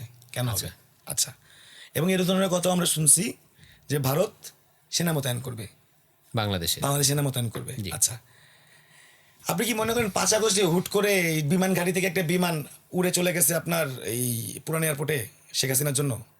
এটাও আচ্ছা, সম্ভব বিমানটা কি ইন্ডিয়ান বিমান ছিল? না, বাংলাদেশি বিমান ছিল। বাংলাদেশি বিমান। কিন্তু এটা তো বিমান ঘাঁটিতে থাকার কথা। আচ্ছা, এটা পুরান এয়ারপোর্টে কি করে? প্রি সেট আপ না থাকলে, প্রি সেট আপ যদি না থাকে, একটা বিমান ইচ্ছা করলে হঠাৎ করে উড়াই দেওয়া যায় না। এটা তো গাড়ি না ভাই। সেটআপটা কি সেনাবাহিনীরই সরাসরি সেটআপ ছিল নাকি অন্য কারো তত্ত্বাবধানে সেটআপ ছিল? এখন এই বিষয়ে কথা বললে ভাই কথা অনেক বাড়বে, কারণ কি দেখেন, সেনাবাহিনী তো অবশ্যই ছিল, নাইলে বিমান গিয়ে আবার ফেরত কিভাবে আসলো? হিল্লোল এয়ারপোর্টে নামায় দিয়ে তো বিমানটা আবার ফেরত আসছে। ওই বিমান তো ইন্ডিয়া থেকে যায় হিল্লোল না। এয়ারপোর্ট থেকে আপনি ইন্ডিয়া দিল্লি হিল্লোল এয়ারপোর্টের কথা বলছেন? হিল্লোল এয়ারপোর্টে এটা তো নামায় দিয়ে দিল্লিতে আসছে। পড়েছে। হ্যাঁ, আচ্ছা, হিল্লোল এয়ারপোর্টে নামায় দিয়ে আসছে। তো এই যে বিমান ফেরত আসলো আবার, বা যতক্ষণ, আপনি জানেন কিনা, এই বিমানটা যতক্ষণ বাংলাদেশের উপরে ছিল ওরা ওদের ট্রান্সপন্ডার বন্ধ রাখছিল। আচ্ছা, যখন ফ্লাইটা ফ্লাই করছে তৎক্ষণাৎ অবস্থায় তারা তাদের ট্রান্সপন্ডার বন্ধ করে ফেলছে। ট্রান্সপন্ডারটা কি? গ্রাউন্ডসের সাথে বিমানের যোগাযোগ, আচ্ছা, যে আমি এই বিমান, তো সে কত পরিমাণে ভীত সংস্ত থাকলে সে চলে গেছে। এখন এইটা কি হইতে পারে? 2টা কারণে হইতে পারে। সে তার প্রশাসনের বিশ্বাস করে নাই। সে তো মনে করছে এটা, সে তো একসময় বলছে যে এটা আমেরিকার চাল। সে তো এটাও ভাবতে, মানে সে হয়তো মনে মনে এটাও ভাবছে যে এটা আর্মিদের চাল। সে এটা মনে মনে ভাবছে যে তার বাপের মতো তারেও মাইরে ফেলবে। মানে সে এটা তার চিন্তা ভাবনা, সেখানে চলে গেছে। আমরা তারা কি চাইছি? আমরা গণভবন ঘেরাও দিলে সরকার নামাইতাম, পতন করাইতাম। আমাদের কি ছিল? তার পদত্যাগ পত্র কর। আপনাকে তখন তাকে হত্যা করতে? না, এই ধরনের তো আমরা কি কোথাও বলছি যে আমরা রাষ্ট্রপতির তাহলে তো যদি এরকম হইতো তাহলে কি এই রাষ্ট্রপতির কি যেদিন আমরা নামাইতে গেছে কয়েকবার করে কি এরকম কি হত্যা করতে গেছে? ব্যাপারটা হচ্ছে আমাদের দরকার হলো পদত্যাগ। মানে আপনাদের এখানে মূল মোটিভটা ছিল যে কোনোভাবেই হোক সরকার নামাইতে হবে, তৎকালীন সরকার এবং সরকারের প্রধান যিনি ছিলেন তাকে সেখান থেকে নামাতে হবে, নামাইতে হবে। তাকে হত্যা বা এগুলো করার কোনো প্ল্যান এরকম কোনো প্ল্যানই ছিল না। আমরা অনেক সময় ট্যুরিস্ট হিসেবে বিভিন্ন দেশে যেতে চাই, কিন্তু অথেন্টিক প্রতিষ্ঠান খুঁজে পাই না কোথা থেকে ভিসা প্রসেসিং করতে হবে। আমরা স্টুডেন্ট ভিসায় দেশের বাইরে যেতে চাই। আমরা এসএসসি কমপ্লিট করেছি, এইচএসসি কমপ্লিট করেছি, আমরা অনার্স বা ব্যাচেলার করতে যাব, কিন্তু আসলে কিভাবে যাব সঠিক সোর্স আমরা অনেক সময় পাই না। অনেকে আছে সৌদি আরব যেতে চাচ্ছেন, মিডল ইস্টে যেতে চাচ্ছেন, অথবা ইউরোপের কোনো দেশে যেতে চাচ্ছেন। আমরা অথেন্টিক অর্গানাইজেশন খুঁজে পাই না যেখান থেকে ওয়ার্ক পারমিট নেওয়া যাবে। এমনই একটি প্রতিষ্ঠান হচ্ছে visa coach BD. Visa coach BD হচ্ছে গভর্নমেন্টের সার্টিফিকেশন না একটি প্রতিষ্ঠান এবং তাদের নিজস্ব আরএলও রয়েছে। তারা দীর্ঘদিন ধরে কাজ করছে ট্যুরিস্ট ভিসা নিয়ে, স্টুডেন্ট ভিসা নিয়ে এবং ওয়ার্ক পারমিট নিয়ে। আপনি চাইলেই তাদের কাছ থেকে আধা ঘন্টা থেকে 1 ঘন্টার একটা সেশন পাবেন, যেখানে আপনার যে প্রয়োজনীয়তা রয়েছে সেটা সম্পূর্ণ ফ্রি তারা আপনাকে সেশন দিচ্ছে। ভিসা কোচ বিডির লিঙ্ক নিচে রয়েছে, আপনারা যারা চান সেখানে গিয়ে আপনারা এখনই রেজিস্টার করতে পারেন। তাদেরই কোনো একজন টিম মেম্বার অবশ্যই আপনাকে খুব দ্রুত কল করবেন। ভালো থাকুন। আপনি তো অনেকদিন ধরে রাজনীতি করছেন, তো রুমিন ফারহানার সাথে আপনার একটা সমস্যা হয়েছিল বা ঝামেলা হয়েছিল, যেটা আমরা মিডিয়াতে দেখেছিলাম, যেটা হচ্ছে নির্বাচন কমিশনে। এবং আমরা এমন একটা কথা শুনেছিলাম যে আপনাদের মধ্যে হাতাহাতি বা ধাক্কাধাক্কিও হয়। এই বিষয়টা যদি একটু বলেন আমাদের। এটা হচ্ছে ধরেন নির্বাচনে আমাদের ব্রাহ্মণবাড়িয়া, আমি হচ্ছি সরাইল উপজেলার জি বাসিন্দা, এবং ব্রাহ্মণবাড়িয়ার 2 আসন যেটা, জি তো এই আসনটা ছিল হচ্ছে সরাইল এবং আশুগঞ্জ, 2টা উপজেলা মিলে, জি। সরাইল এবং আশুগঞ্জ। এর পাশে হচ্ছে সদর ব্রাহ্মণবাড়িয়া 3, যেটাতে মধ্যে আছে হচ্ছে সদর এবং বিজয়নগর। জি রুমিন ফারহানা হচ্ছে অ্যাকচুয়ালি বিজয়নগরের একজন বাসিন্দা। জি তো সেই হিসেবে যদি সে নির্বাচন করে তাকে করতে হবে ব্রাহ্মণবাড়িয়া 3 থেকে। জি তো সে চাচ্ছে সে ব্রাহ্মণবাড়িয়া 2 থেকে করবে। তো ব্রাহ্মণবাড়িয়া 2 তো ডেফিনেটলি তার ভোটার কম, জি তো তাদের ভোটার নিয়ে আসতে হবে। তো সে হঠাৎ করে কি করলো, যে বিগত 40 বছর যাবৎ যারা একটা আসনে ছিল তাদেরকে কাইরে নিয়ে এসে বললো এই আসনে। মানে নির্বাচন কমিশনে তার মানে দলীয় প্রভাব এবং যেহেতু অন্তর্বর্তীকালীন সরকারের মধ্যেও বিএনপির ভালো প্রভাব ছিল, এটা ভুল যদি বলেন ছিল না, এটা ভুল ছিল। না থাকলে নির্বাচনে এরকম এত বড় আই হ্যাভ এ প্ল্যান সফল হতো না। আই হ্যাভ এ প্ল্যান বলতে আপনি কি ওই বোঝাতে যে চাচ্ছেন? ওই যে আমাদের তারেক রহমান এসে বলছিল না আই হ্যাভ এ প্ল্যান, আমরা তো নির্বাচনের দিন দেখলাম আই হ্যাভ এ প্ল্যান। মানে আপনি কি বলতে চাচ্ছেন যে আমাদের যে নির্বাচন হয়েছে সেটা সুষ্ঠু নির্বাচন হয়নি? এটা আসলে বলার কিছু নাই, এটা আই হ্যাভ এ প্ল্যান হয়ে গেছে ভাই, মানে ক্লিয়ার। মানে আমার কাছে মনে হয় এটা আই হ্যাভ এ প্ল্যান। কারণ সারাদিন ব্যাপারটা দেখলাম একরকম, মানে দেশের মানুষ বলতেছে ভোট দিলাম কারে আর সরকারকে, এরকম অনেক মানুষ আমি শুনছি। মানে আমার কাছে অনেক মানুষ এসে আফসোস করলো, এবং আমার কিছু কিছু মানুষ বলছে এভাবে যে আপনাদেরকে আমরা ভোট দিছি কিন্তু আপনারা ভোটটা রক্ষা করতে পারেন নাই, এটা আমাদের ব্যর্থতা, আমরা মেনে নিছি। আর আপনি আমরা বলতে পারেন যে তাহলে আপনারা কেন আন্দোলন করলেন না, আমরা আমাদের ব্যর্থতা মেনে নিছি। যেমন আমরা নাসির পাটোয়ারি ভাইকে যখন দেখলাম যে উনি যখন নির্বাচন ভোট কেন্দ্রে গিয়েছিল তখন ওনার মনে হয় হামলাও হয়। তো আপনাদের মনে হয় কয়েকজন এনসিপি যারা ভোটে দাঁড়িয়েছিলেন বেশ কয়েকজনের উপরে এরকম হামলাও হয়েছিল বা সমস্যা পড়েছিল নির্বাচনের দিন ভোট কেন্দ্রে গিয়ে। তো তারপরেও কেন আপনার নির্বাচন বয়কট করলেন না, বা রেজাল্টটা যখন হলো বয়কট করলেন না কেন? ভাই এখানে একটা জিনিস একটু চিন্তা করতে হবে যে আমাদের দলের যারা নেতাকর্মী এরা কিন্তু সবাই রাজনীতিতে নতুন। এই জিনিস আমাদের কিন্তু সীমাবদ্ধতাটা আমরা স্বীকার করি যে আমরা রাজনীতিতে নতুন, আমরা অনেক কিছু দেখা শিখি। আচ্ছা, আমরা অনেক কিছু দেখা শিখি, যেমন এবার নির্বাচনটা পুরোটা আমরা দেখে শিখছি অনেক কিছু। এর পরের বার যদি এরকম কিছু করতে চাই এটা সম্ভব না। তখন কি করবেন আপনারা? পরবর্তীতে এটা সম্ভব, মানে কি করবেন এটা তো ওই যে তৎকালীন তখন কি হবে এটা আমরা করব, কিন্তু এখন পরবর্তীতে এটা সম্ভব না, যেটা আমাদের শিখে ফেলছি। 5 আগস্টে যেমন 5 আগস্টের আগে আমরা মাইর খেতে খেতে 18-এর কোটা আন্দোলন অবশ্যই 24-এর কোটা আন্দোলনের অনেকভাবে ইনফ্লুয়েন্স করছে। জি 18 থেকে শিখে 24 আন্দোলনটা স্টাবলিশ হয়েছে। জি এরকম আমাদের এই নির্বাচনটা সামনের নির্বাচনের জন্য একদম পারফেক্ট, সব কিছু আমাদের শিখাইছে। এই যে জায়গাটা ধরেন আমরা ওই টাইমে যদি আন্দোলন করতাম বা আমরা যদি চাইতাম যে না সরকার মানি না, তখন কিন্তু অন্তর্বর্তীকালীন সরকার নাই দেশে, জি সরকারও গঠন হবে না, তার মানে আবার দেশে সরকার নাই। তো এই জিনিসটা তো দরকার আওয়ামী লীগের ফিরে আসার জন্য, দেশে কোনো সরকার নেই। জি। সে তো বলছিল টুপ করে চলে আসবো, আমি সাইডেই আছি, আমি না পাইছিলেন তো যে আমি আশেপাশেই আছি, চট করে ঢুকে ফেলবো। মানে সে তো কোনো স্মাগলার না যে সে চট করে ঢুকবে, সে তো একটা মানে ইসে করে ঢুকার কথা, আয়োজন করে ঢুকার কথা না, তো সে কীভাবে বলে আমি চট করে ঢুকে পড়বো? মানে বিষয়টা কি হচ্ছে এরকম যে নির্বাচনটা আপনারা বুঝেছিলেন যে এটা সুষ্ঠু নির্বাচন হয়নি, তারপরে মেনে নিয়েছিলেন দেশের স্বার্থে যে দেশের আওয়ামী লীগ স্বার্থে। সরকার বা অন্য কোনো সরকার ক্ষমতায় না আসতে পারে। হ্যাঁ, অন্য কোনো সরকার যেন কি ব্যবহার না করতে পারে, ওই সময়টাকে যেন অরাজকতার সৃষ্টি না হয় দেশের মধ্যে। যদি ওই টাইমে যদি আমরা আবার আন্দোলনে ডাক দিতাম, দেশের অর্থনৈতিক অবস্থা খুব খারাপ। ভাই ওই নির্বাচন কমিশন রুমিন ফারহানার সাথে আপনার কি হয়েছিল বিষয়টা কি এটা হচ্ছে বলবেন? নির্বাচন কমিশনের মধ্যে ওইখানে আমাদের কেন্দ্রীয় যুগ্ম মুখ্য সংগঠক যুগ্ম মুখ্য সমন্বয়ক আতাউল্লাহ ভাই ছিল, ব্রাহ্মণবাড়িয়া 3-এর যে ক্যান্ডিডেট, উনি রিট করেছিল যে বিজয়নগর আসন ফেরত দিতে হবে। জি কারণ উনি আবার বিজয়নগরের, উনি হচ্ছে বিজয়নগরের বাসী এবং উনি 3-এ দাঁড়াইছে। তো জি। ওই ভোটগুলো যদি এখানে ফেরত না যায় তাহলে তো ওনার ভোট কমে যাচ্ছে না। জি। এবং এটা ইফেক্ট করছে, যদি ওই দুইটা ইউনিয়ন যদি রুমিন ফারহানা কাইটা না নিয়ে আসতো জি। তাহলে সংসদে 8 জন থাকতো, আচ্ছা তখন আতাউল্লাহ ভাইও সংসদে থাকতো ওনার ওই ভোটগুলো নিয়ে আসতে। তো এটা তো আমরা যাই নির্বাচন কমিশনে। নির্বাচন কমিশনে যাওয়ার পরে যখন শুনানি হয়, শুনানি করা নিয়ে ওই অবস্থায় উনি শুনানি করতে দিবে না। রুমিন ফারহানা হ্যাঁ, রুমিন ফারহানা শুনানি করতে দিবে না, সে একলাই শুনানি করবে। তখন ওই পর্যায়ে আতাউল্লাহ ভাইয়ের উপরে অনেক মানে আপনাদেরকে দিবে না বা হ্যাঁ, আতল ভাইয়াকে দিবে না? দিবে না। ওই শুনানিটা মেনলি করতে গেছিল আতাউল্লাহ ভাই, কারণ সে 3 নাম্বার আসলে তো তার ওখান থেকে কেড়ে নিয়ে আসছে। আমরা তো চাইলে শুনানি করতে পারবো না, কারণ এটা আমার কাছে অ্যাড হইতেছে। জি শুনানি করছে, আমরা সবাই এখানে গেছি নির্বাচন কমিশনে। তখন আমরা আসলে আতা ভাই আমাদের দলের অন্যতম প্রধান একজন নেতা, এবং সে যেভাবে ওই জায়গায় হ্যান্ডেল করছে, মানে পুরো আমাদেরকে বলে দিচ্ছে যে যেটাই হোক we can fight, no problem, মানে whatever she is, no care, don't care. মানে কথা হচ্ছে শেখ হাসিনার ডরাই নেই, উনার তো ডরানোর কোনো কিছু না। তো ওই টাইমে হাতাহাতি যখন হয়, উনি তখন হাত দিয়ে স্পষ্ট ইশারা করতেছিল যে মারার জন্য, এবং ওই জায়গায় আমাদের সাথে খুব ভালো লেভেলে হাতাহাতি হয়। এরপরে তৎক্ষণাৎ আমরা ব্রাহ্মণবাড়িয়াতে গিয়ে ওই ঢাকা সিলেট হাইওয়েতে মহাসড়কে আন্দোলন হয়। ঢাকা সিলেট মহাসড়কটা বন্ধ হয়ে যায়, যেই যেন আসন ফেরত দেওয়া হয়। তো 5টা কেটে নিয়ে গেছিলো, তখন নির্বাচন কমিশন বাধ্য হয়ে আবার 3টা ফেরত দিয়ে দেয়, 2টা রেখে দেয়। দান ভিক্ষা করে দিয়ে যাইতে হয়, কিছু করার নেই। ওই দান ভিক্ষা নিয়ে আমি পাশ করে আসছি আর কি। ভাই আমরা যদি বা আপনারা এটা কীভাবে বিশ্বাস করেন যে আপনারা আগামীবার কি ইলেকশনে আপনারা ক্ষমতায় আসবেন? আগামী বলতে এই ব্যাপারে আমাদের নাহিদ ইসলাম বলছে স্পষ্ট বার্তা যে আমরা 10 বছরের মধ্যে সরকার গঠন করবো ইনশাল্লাহ। 10 বছরের মধ্যে? হ্যাঁ, এটা হচ্ছে মানে আমাদের যদি বলেন যে টাইম লাইন, যেমন 10 বছরের মধ্যে সরকার তো ভাই গঠন আপনার 10 বছরের মধ্যে করবেন, যখন ওই আপনার জুলাই আন্দোলন হলো তখন তো আপনাদের গ্রহণযোগ্যতা অনেক বেশি ছিল। আপনাদের কি মনে হয় না যে জামাতের সাথে গিয়ে আপনাদের যেই সারা বাংলাদেশে যে আপনাদের অবস্থানটা ছিল সেই অবস্থানটা আপনারা লুজ করেছেন বৃহৎ বা হারিয়েছেন? যে আমরা হচ্ছে মানে ত্যাগী সুখ, ছোটবেলা থেকে পড়ছিলাম ত্যাগী সুখ, ত্যাগী প্রকৃতির সুখ, আমরা ত্যাগী প্রকৃতি, মানে ব্যাপারটা কি দেখেন, জামাতে যদি আমরা তখন ব্যাকবোন সাপোর্টটা না দিতাম বা জোটে না আসতাম, আপনি কি মনে করেন সুষ্ঠুভাবে জামাত ইলেকশনটা করতে পারতো?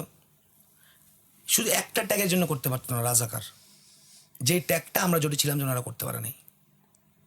না হলে কিন্তু এই রাজাকার ট্যাগটা কিন্তু চলতেছিল প্রথম দিকে, যখন আমরা জোটে না আসি। এর আগেও কিন্তু বিভিন্ন জায়গায় গিয়ে গুপ্ত, প্রধানমন্ত্রী নিজে গিয়ে বলছে ভাষণে যে গুপ্ত, সে তো প্রধানমন্ত্রী, সে তোটা বলতে পারে না, সে তো বলছে। তো তখন ওই সময় যেহেতু এটাও অনস্বীকার্য যে জামাত জুলাই আন্দোলনে আমাদের পেছনে অনেক বড় একটা সাপোর্ট ছিল, শিবির অবশ্যই অনেক বড় একটা সাপোর্ট ছিল। শিবিরের কর্মী কি পরিমাণ মারা গেছে এটা একমাত্র শিবির বাংলাদেশ ছাত্র শিবির বলতে পারবে। এছাড়া আপনি আবু সাইদকে খুঁজে দেখেন না, অতীত আবু সাইদের অতীত কি, মীর মুগ্ধের অতীত কি, খুঁজে দেখেন ওর সার্কেলগুলো কি। তখন তো দল ছিল না, তখন তো একটা নিষ্ক্রিয় দল ছিল, কিন্তু ও কাদের সাথে চলাফেরা করতো, ওর মধ্যে চেতনা কি ছিল, ওর মধ্যে মানে ও কাদের থেকে অনুপ্রাণিত ছিল, আইডল মনে করতো। ধরেন এই জায়গাগুলোর জন্য আমাদের তখন মনে হয়েছে, আমাদের কাছে যেটা মনে হয়েছে তখন আমাদের দলের প্রধানদের যেটা মনে হয়েছে যে আমরা তো বিএনপির কাছে যাবো না, কারণ ওদের সাথে তো আমাদের কথা মিলতেছে, ওদের সাথে তো ওরা তো জুলাই চাচ্ছে না, ওরা তো জুলাই সনদ বাস্তবায়ন করে নাই, অনেকভাবে অনেক দিক দিয়ে বিভিন্নভাবে চালাকি করে গেছে। আমরা চাচ্ছিলাম কি, আমরা চাচ্ছিলাম যে আমাদের ওই দলেই যেতে হবে যেই দলটা জুলাইকে ধারণ করে। এবং আপনি দেখেন শুধু আমরা না, কিন্তু এবি পার্টি ব্যারিস্টার ফুয়াদ ভাই, সেও কিন্তু আমাদের 11 দলীয় জোটে ছিল। আপনি ইসলামী খেলাফতে মজলিস দেখেন, মামুনুল হক সাহেবকে কম জেল খাটছে, মামুনুল হক সাহেবের সাথে আমি একসাথে জেল খাটছি। আমি যখন জেলে ছিলাম তখন মামুনুল সাহেবের ভিতরে, ইসমাইল চৌধুরী সম্রাট ভিতরে, তারপরে আমির হামজা সাহেব ভিতরে। আমার মনে আছে আমির হামজা সাহেবরে আমি কয়েল ধরে দিয়ে আসছিলাম, মানে আমি কয়েল কিনে টাকাও দিয়ে আসছিলাম জেলে। এবং উনি যেদিন যায়, ধরেন আমি তো জেলে তখন দায়িত্ববান, ওই যে আমি জেলে বিভিন্ন কাজ করতাম দায়িত্ববান, তখন আমি বাকিদেরকে বলতেছিলাম উনি একজন সম্মানিত, উনি চেক করার দরকার নেই, নাহলে জেলের মধ্যে কিন্তু খুব ভয়ঙ্করভাবে চেক হয়, উল্টাপাল্টা চেক হয়, কিছু না থাকলে আর বেশি চেক হয়, কেন নাই, কথাটা বুঝতে পারছেন? তখন ওনাকে নিয়ে আমি নিজে ওনাকে ঢুকাই দিয়ে আসছিলাম। এবং ওই দিন এরপর কিন্তু আমি ওনার সাথে কথা বলছি, আমরা যারা যে এই আন্দোলনগুলো করে আসছি এতগুলো আমার সাথে কথা বলছি না আমরা। এই প্রত্যেকটা মানুষ, এই আমির হামজা কেন আসলো জামাতে, এই মামুনুল হক কেন আসলো জামাতের সাথে, আসলে বৃহৎ ছাত্ররা ছিল জুলাইকে বাঁচায় রাখা। যদি আমাদের সাথে তো আমরা তো ওপেন দল ছিলাম, আমরা তো বিএনপির সাথে যেতে পারতাম, বিএনপির সাথে গেলে আমাদের লাভ হইতো, আমরা 2-1টা মন্ত্রণালয় পাইতাম। তা আমাদের তো ভাই ক্ষমতা, আমাদের হচ্ছে জনতাই ক্ষমতা। হ্যাঁ, তাহলে হা ভোট না ভোটের ব্যাপারে আপনাদের ক্লিয়ার মত কি? হা ভোট? হ্যাঁ, হা ভোট। আপনারা কি মনে করেন আমাদের যারা এখন ক্ষমতায় আছেন তারা কোন ভোটের পক্ষে? এখন আসলে হা ভোটের পক্ষে তো তারেক রহমান সাহেব অনেক জায়গায় গিয়ে বলেছে। আবার আমি অনেক ফুটেজ দেখেছি 12 তারিখের, যারা কিনা বিএনপির কার্ড ঝুলাইয়া বলতেছে না ভোট দিবেন, না ভোট দিবেন। আপনারা দেখলে আমার কাছে আছে ফুটেজগুলো, আমি দিয়ে যেতে পারবো। আপনারা যে যখন ভিডিও আপলোড করবেন পাশাপাশি কার্ডটা লাগাই দিতে পারেন, স্পষ্ট। এই বিএনপির কার্ড লাগানো মানুষরা বলতেছে না ভোট দেন। আচ্ছা, হ্যাঁ ভোট তো জিতলো, মানুষ হ্যাঁ ভোট দিল। আমাদের তো একটা মানে সংস্কার কমিশন হয়েছিল, সংস্কার কমিশনে তো আপনারা ভোট দিয়েই তো আমাদের এই জুলাই সনদটা হয়েছিল না, তাহলে বাস্তবায়ন করলেন না কেন? এর কারণ কি? এখন আপনি বলবেন যে আমরা তো সব কিছু তো একভাবে মেনে নিই, আমরা তো অনেক জায়গাতেই আমরা অবজেকশন জানাইছিলাম, তাই না? মোরাল কি অবজেকশনটা জানাইছিলাম, এখন সে আমাদেরকে কি বলে ফেললো দেখেন, মোনাফিকের মতো, যে মাননীয় স্পিকার, নির্বাচনের স্বার্থে আমরা অনেক কিছুই তৎকালীন সময় মেনে নিয়েছিলাম, মানে এখন মানবো না। তো আপনি আজকে জুলাই সনদ মানতেছেন না, কালকে যে আপনি জুলাই মানবেন না, এটার তো কোনো গ্যারান্টি নাই। বাস্তবিক জুলাই সনদ তো আমি একলা বানাই নাই, আপনি ছিলেন। আমি যদি ভুল না করি, জুলাই সনদের সংস্কার কমিশনের মধ্যে আমাদের স্বরাষ্ট্রমন্ত্রীও ছিলেন, আমাদের বিএনপির আরও বড় বড় যেমন মির্জা ফখরুল ইসলাম আলমগীর ছিলেন, রুহুল কবির রিজভী সাহেব ছিলেন। জি, তো এরা তো নোট অফ ডিসেন্ট দিছে, হ্যাঁ, ওরা আবার মানে একটা জিনিস ছিল যে নোট অফ ডিসেন্ট, ঠিক আছে? তো এরা এখন নোট অফ ডিসেন্টের উপরে দেখায় বলতেছে যে সংস্কারটা এখন হবে না, তারা তাদের মতো করে করবে। এখন কিভাবে করবে? মানে আপনি তাহলে কাজ করেন, নোট অফ ডিসেন্ট যেটা দিছিলেন আপনি তো এইভাবে বলছিলেন যে ঠিক যেইভাবে আমাদের জুলাই সনদটা হয়েছে ঠিক এইভাবেই বাস্তবায়ন করা হবে। আপনি এই ওয়ার্ড দিয়ে নির্বাচনে আসছেন, এখন আপনি বলতেছেন যে হবেই না। এখন আবার বলতেছেন যে আপনারা যে কি বলে দুইটা শপথ হইল, সংস্কার কমিশনের শপথ হইল আর সংসদ সদস্য শপথ হইল। তো সংস্কার কমিশনের শপথটা তারা নেয় নাই। তারা কেন নেয় নাই? তারা এখন আপনার সংস্কার কমিশন নতুন করে একটা গঠন করবে, কমিটি, যেটার জন্য লাস্ট সংসদে ওয়াকআউট করলো, যেটার জন্য জামাত ওয়াকআউট করলো বা বিরোধী দল ওয়াকআউট করলো। তো এটা তো হয়ে গেছে রে ভাই, যে জিনিসটা হয়ে গেছে, জুলাইটা তো সনদ বাস্তবায়ন হওয়া করে বাকি। এখন আপনি নতুন করে আবার কি জুলাই সনদ করবেন? আর 71-এর মতো করে আবার সাজাবেন কিছু? আমাদের সন্দেহ হচ্ছে না আমাদের। সংসদ তো দেখলে মনে হয় এরকম যে মানে আমাদের কাছে যেটা মনে হয় যে একই পরিবারের দুজন মেম্বার, একই পরিবারের হয়তো সদস্য কয়েকজন সরকারি দলে বসে আছেন, একই পরিবারের কয়েকজন সদস্য বিরোধী দলে বসে আছে, তাদের মধ্যে একটা ইন্টারনালি সমঝোতা আছে। আপনার মতে তা কি? এটা মাঝে মাঝে আমারও মনে হয় বাস্তব বলতে গেলে, কারণ নাইলে এখন পর্যন্ত জুলাই সনদ বাস্তবায়ন হয় না, আপনারা চুপ কেন? আপনারা সংসদে যান কেন?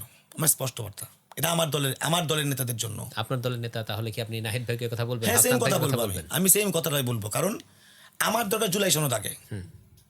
আমার জুলাই সনদ বাস্তবায়ন হয়ে যাওয়া মানে হচ্ছে আর ওই যে একটা নাপাক কথা, নাপাক নাম, ওইটা আসবে না। ওনারা যেরকম আওয়ামী লীগ যেরকম ইস্টাবলিশ করছে 71টারে, আমরা তো ওই ইস্টাবলিশমেন্ট চাইতেছি না। আমাদের দুইটা দাবি ছিল, আমি ব্যক্তি আশিক হিসেবে আমি যেটা চাই, এই যে একটা নাটক, বাংলাদেশ সংবিধানের নাটক, এই নাটক কোনোভাবেই চালানো যাবে না। লাগবে সিনেমা দেখান, যদি আপনার এই জিনিস বাদ দেন, এই জিনিস বাদ দিয়ে দরকার লাগবে সংবিধান দরকার নেই আর। কারণ যেই সংবিধান আমার না, আমি চলবো কিভাবে এটা আমি ঠিক করব, আমি তো আরেকজনের কথায় চলবো না। এবং জুলাই সনদ বাস্তবায়ন করেন, এই দুইটা কথা থেকে কীভাবে এড়ায় যাচ্ছে তারা? তারা বলে সংবিধান সংশোধন হতে পারে, সংস্কার না। এটা ভাষার যে একটা ব্যাপার, মানে সংশোধন কীভাবে হয়েছিল জানেন? ওই যে চতুর্থদশ সংশোধন, পঞ্চদশ সংশোধন দেখেন নাই? পঞ্চদশ সংশোধনীতে আইসা তত্ত্বাবধায়ক সরকারকে বাতিল করছিল। মানে যখন যেটা দরকার হবে তখন এটা বাদ করে দিয়ে চেঞ্জ করে দেওয়াটা হচ্ছে সংশোধন। আর সংস্কার আমরা চাইছিলাম এটা থাকবে না, আমাদের সংবিধানটা আমাদের মতো করে, আমাদের একটা সংবিধানের কমিটি হবে।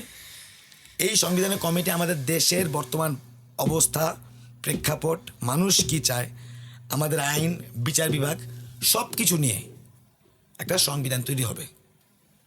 আমরা তো নতুন সংবিধান চাইছিলাম, ওই আমাদের ভুল ছিল যে আমরা 5 আগস্টের পরে সংবিধানটা ছিঁড়ে নেই। আচ্ছা ভাই, এখানে একটা বিষয় হচ্ছে যে আপনারা যেটা বলছেন, এখন তো বাংলাদেশে তো আমরা স্বীকার করি বা না করি, এখনও অনেক আওয়ামী লীগের সমর্থক আছে।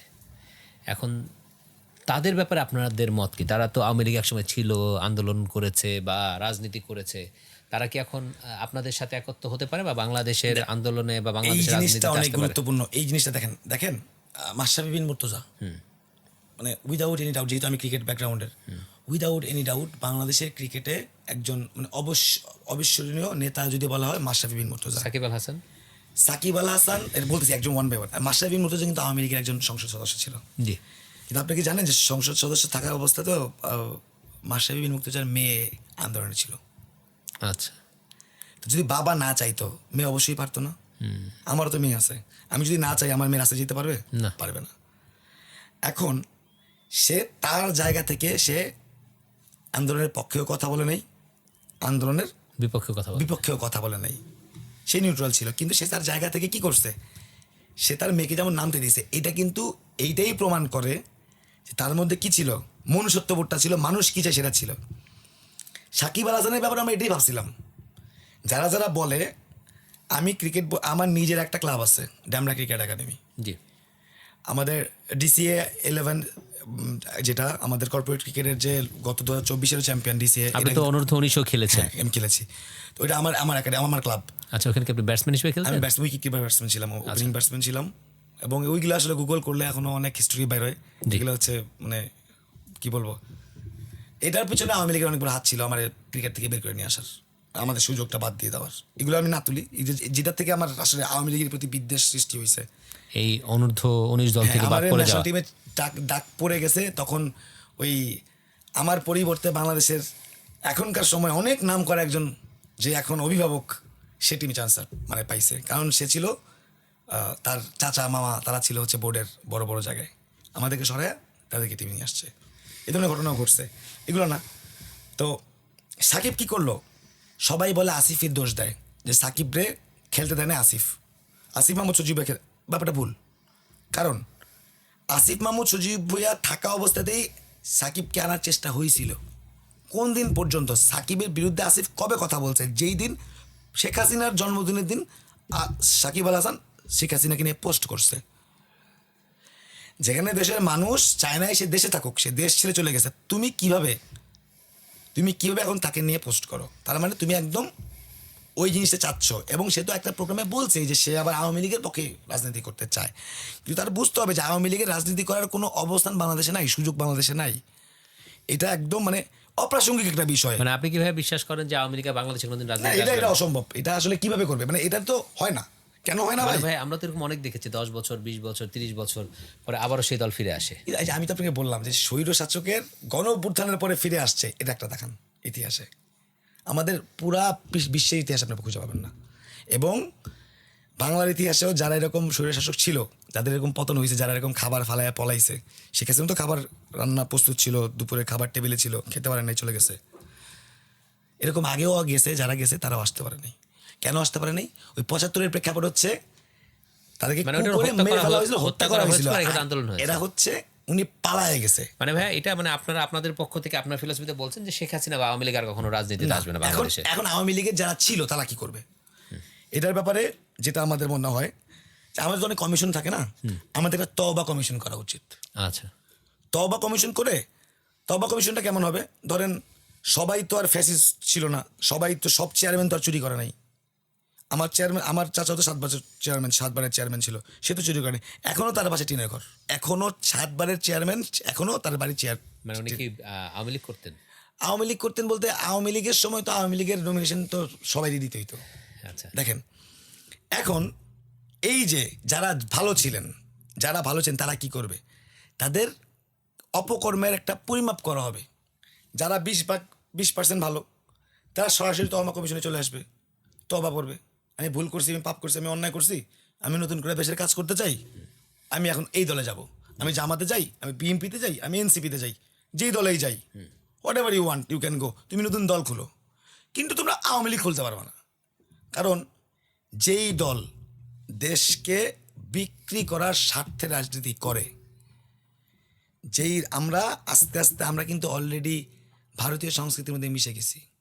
আমরা পয়লা বৈশাখ করি, পয়লা ফাল্গুন করি, পয়লা বৈশাখ পয়লা ফাল্গুন কি আমাদের বাঙালির আসলেই কি, আসলে এগুলো কি আমাদের বাঙালির কোনো ঐতিহ্য ছিল না এগুলা? হ্যাঁ, এটা কি আমাদের বাংলা ভাষীর ঐতিহ্য ছিল না? কিন্তু আমাদের দেশে কয়জন হিন্দু আমাদের কোরবানির ঈদ আইসা বলে গরু মাংস খাই চলো, বলেন?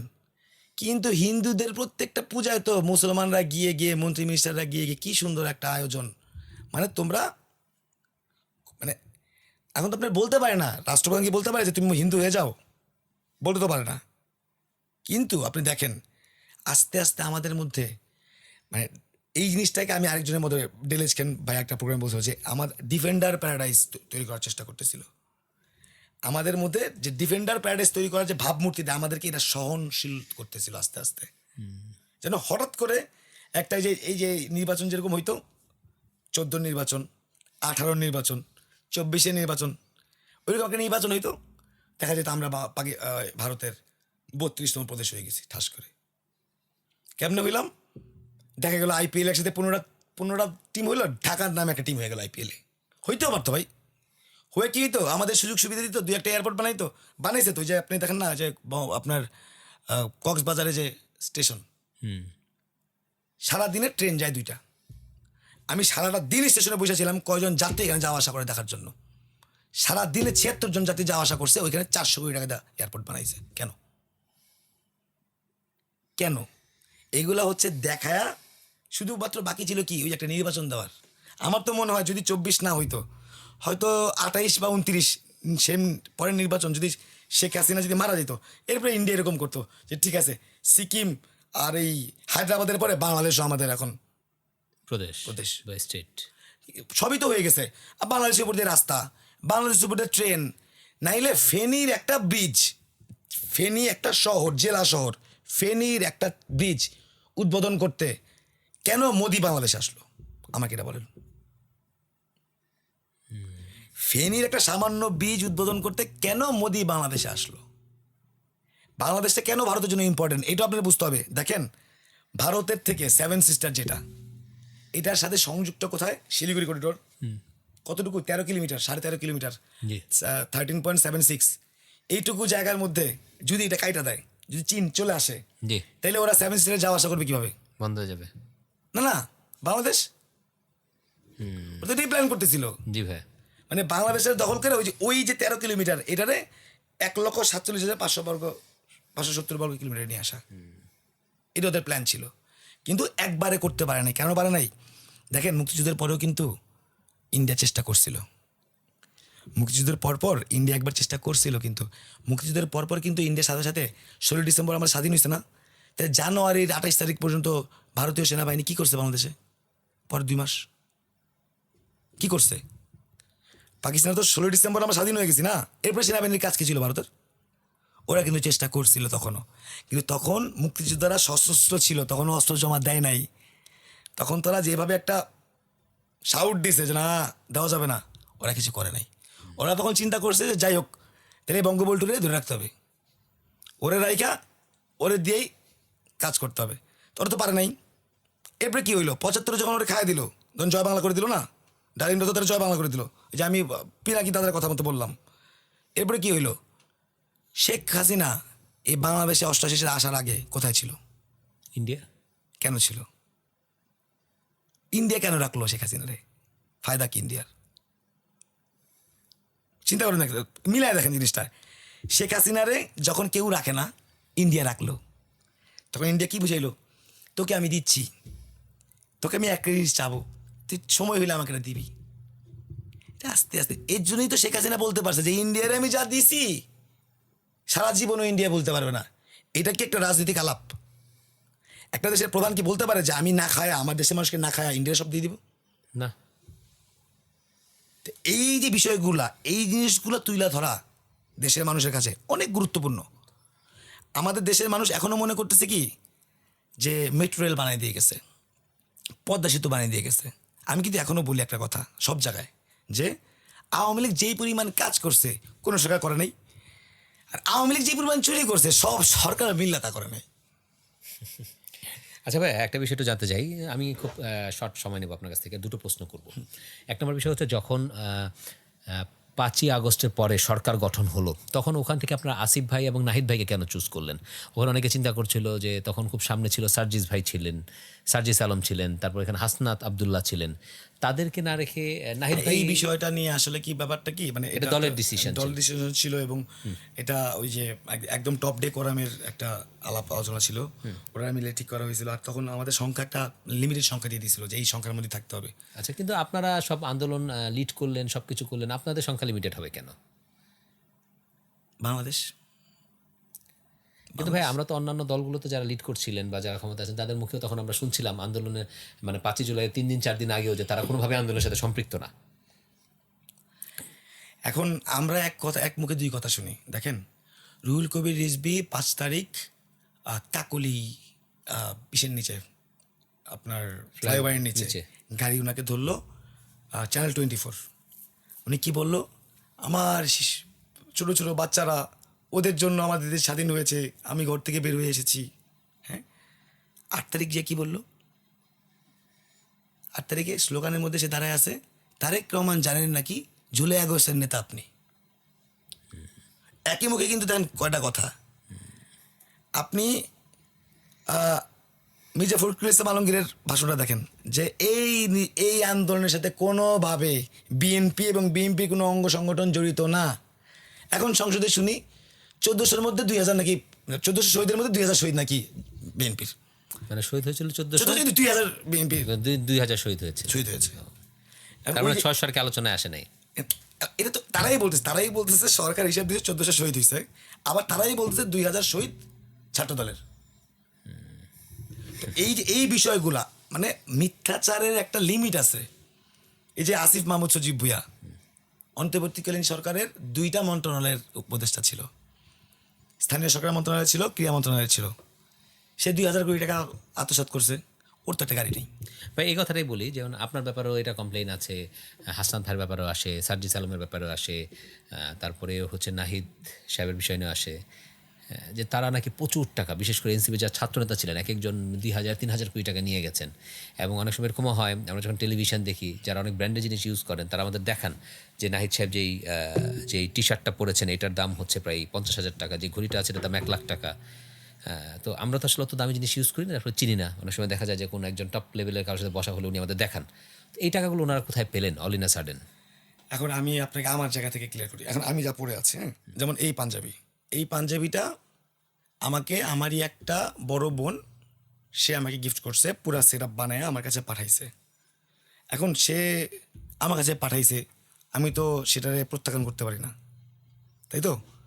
এখন আমি কোথাও গেলাম, আমি কোনো একটা প্রোগ্রামে গেলাম বা কোথাও গেলাম, আমার ওয়াইফের একটা ভালো ফোন আছে, ধরেন এটা আমি আমার হাতে নিলাম, এটা আমার হয়ে গেল না।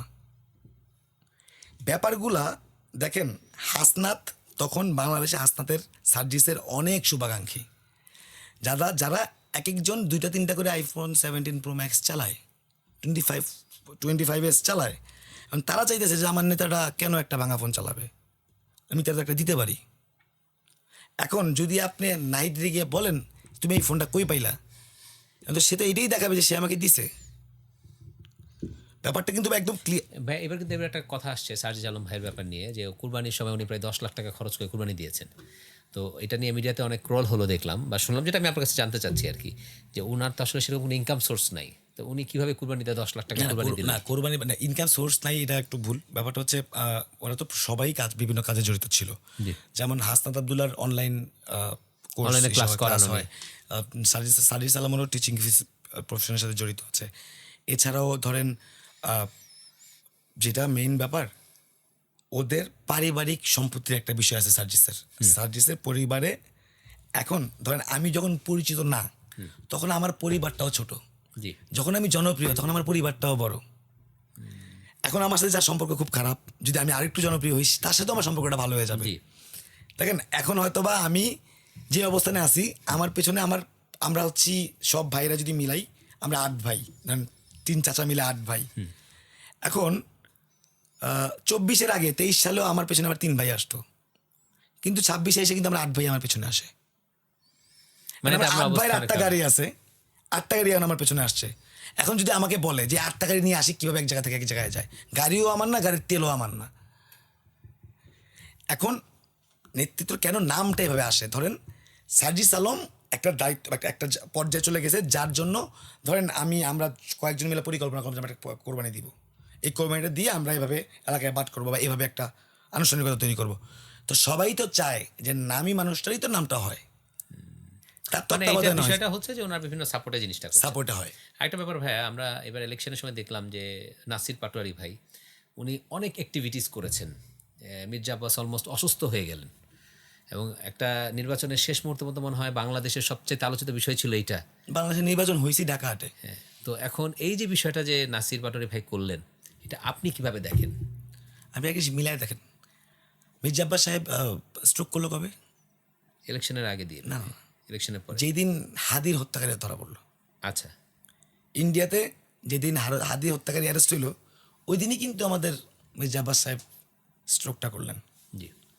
আমি এটা আপনি মনে করেন আমার স্ট্রোক করছে আর কি, এটার সাথে কিন্তু আপনার এটা কিভাবে ইলেকশনের আগে ছিল না পরে ছিল? ইলেকশনের পরে, পরে আর কি। নির্বাচনের পরে আপনার যখন হাদির হত্যাকারী ভারতে ধরা পড়লো তখন স্ট্রোক করলো। মানে এর সাথে নাসিরউদ্দিন পাটোয়ারি জড়িত না, কিন্তু জড়িত থাকলে হাদি থাকতে পারে। হ্যাঁ, আমি যেটা বুঝেছি আপনারা বুঝছেন। এখন ব্যাপার হইতেছে কি, নাসিরউদ্দিন পাটোয়ারি কি করছে, নাসিরউদ্দিন পাটোয়ারি হাদির রাজনীতিটাই একটু ভাষাটা চেঞ্জ করছে। হাদি একটু শালীন ভাষায় রাজনীতি করতেছিল, আর নাসিরউদ্দিন পাটোয়ারি একটু খুললাম সাউন্ড বক্স নিয়ে মির্জা আব্বাসের বাসার সামনে গিয়ে নাচাচি করেছেন। মানে এখন ব্যাপারটা হচ্ছে ধরেন নাসিরউদ্দিন পাটোয়ারির ছেলে যদি আপনি জিজ্ঞেস করেন মির্জা আব্বাস, ওই বলবে চাঁদাবাজ। এবং আপনি মির্জা আব্বাসের বাসা নিচে রেলগেট, খিলগাঁও রেলগেটও যদি যান, যেখানে আমি বড় হয়েছি খিলগাঁয়, আমার জন্ম খিলগাঁয়, এবং আমি ক্লাস 3-তে থাকতে মনে হয় প্রথম মির্জা আব্বাস তখন মন্ত্রী ছিল ইসে মন্ত্রণালয়ের, গৃহায়ন ও গণপূর্ত মন্ত্রণালয়ের মন্ত্রী ছিল। জি। ওই অবস্থায় আমি ওনার কাছ থেকে ক্রেস্ট নিয়েছিলাম, তখন আমি ওনাকে দেখছিলাম উনি কত দাপট ছিলেন। তা মানে ওনার বিপক্ষে কথা বলার মতো কোনো মানুষ ছিল না। কিন্তু এখন আপনি জানেন, মানে খিলগাঁও রেলগেটের একটা আম বিক্রেতা বলে ও তো চাঁদাবাজ। এই যে কথাটা, এটা কার মাধ্যমে আসছে? এই সাহসটা কে? শুধুমাত্র নাসিরউদ্দিন পাটোয়ারি। নাসিরউদ্দিন পাটোয়ারি কিন্তু কোনো এলাকা নেই। মির্জা আব্বাসের ব্যাপারটা কীরকম, খিলগাঁও এলাকার প্রত্যেকটা এলাকা বলা হয় এটা ওর আত্মীয় স্বজনের এলাকা। এমন কোনো গলি নাই যেই গলিতে মির্জা আব্বাসের কোনো আত্মীয় স্বজন নাই। খিলগাঁয়ের মধ্যে ঢাকা হাটে এমন কোনো গলি নাই যেই গলিতে মির্জা আব্বাসের কোনো আত্মীয় স্বজন নাই। ওই এলাকায় গিয়ে নাসিরউদ্দিন পাটোয়ারি কীভাবে পারলো? শুধুমাত্র একটাই ছিল ওর ক্ষমতা, এটা হচ্ছে ও যা করছে সঠিকটা করছে, সত্যিটা করছে, ও মিথ্যাচার করে নাই। যদি মিথ্যাচার করতো তাহলে প্রমাণ করতো। মির্জা আব্বাস তো ভয় পাওয়ার কিছু ছিল না, তুমি চাঁদাবাজ না, তুমি প্রমাণ করে দাও, তাহলেই তো রাজনীতি শেষ হয়ে যায়। কি করলা? তুমি ডিম মারাইলা।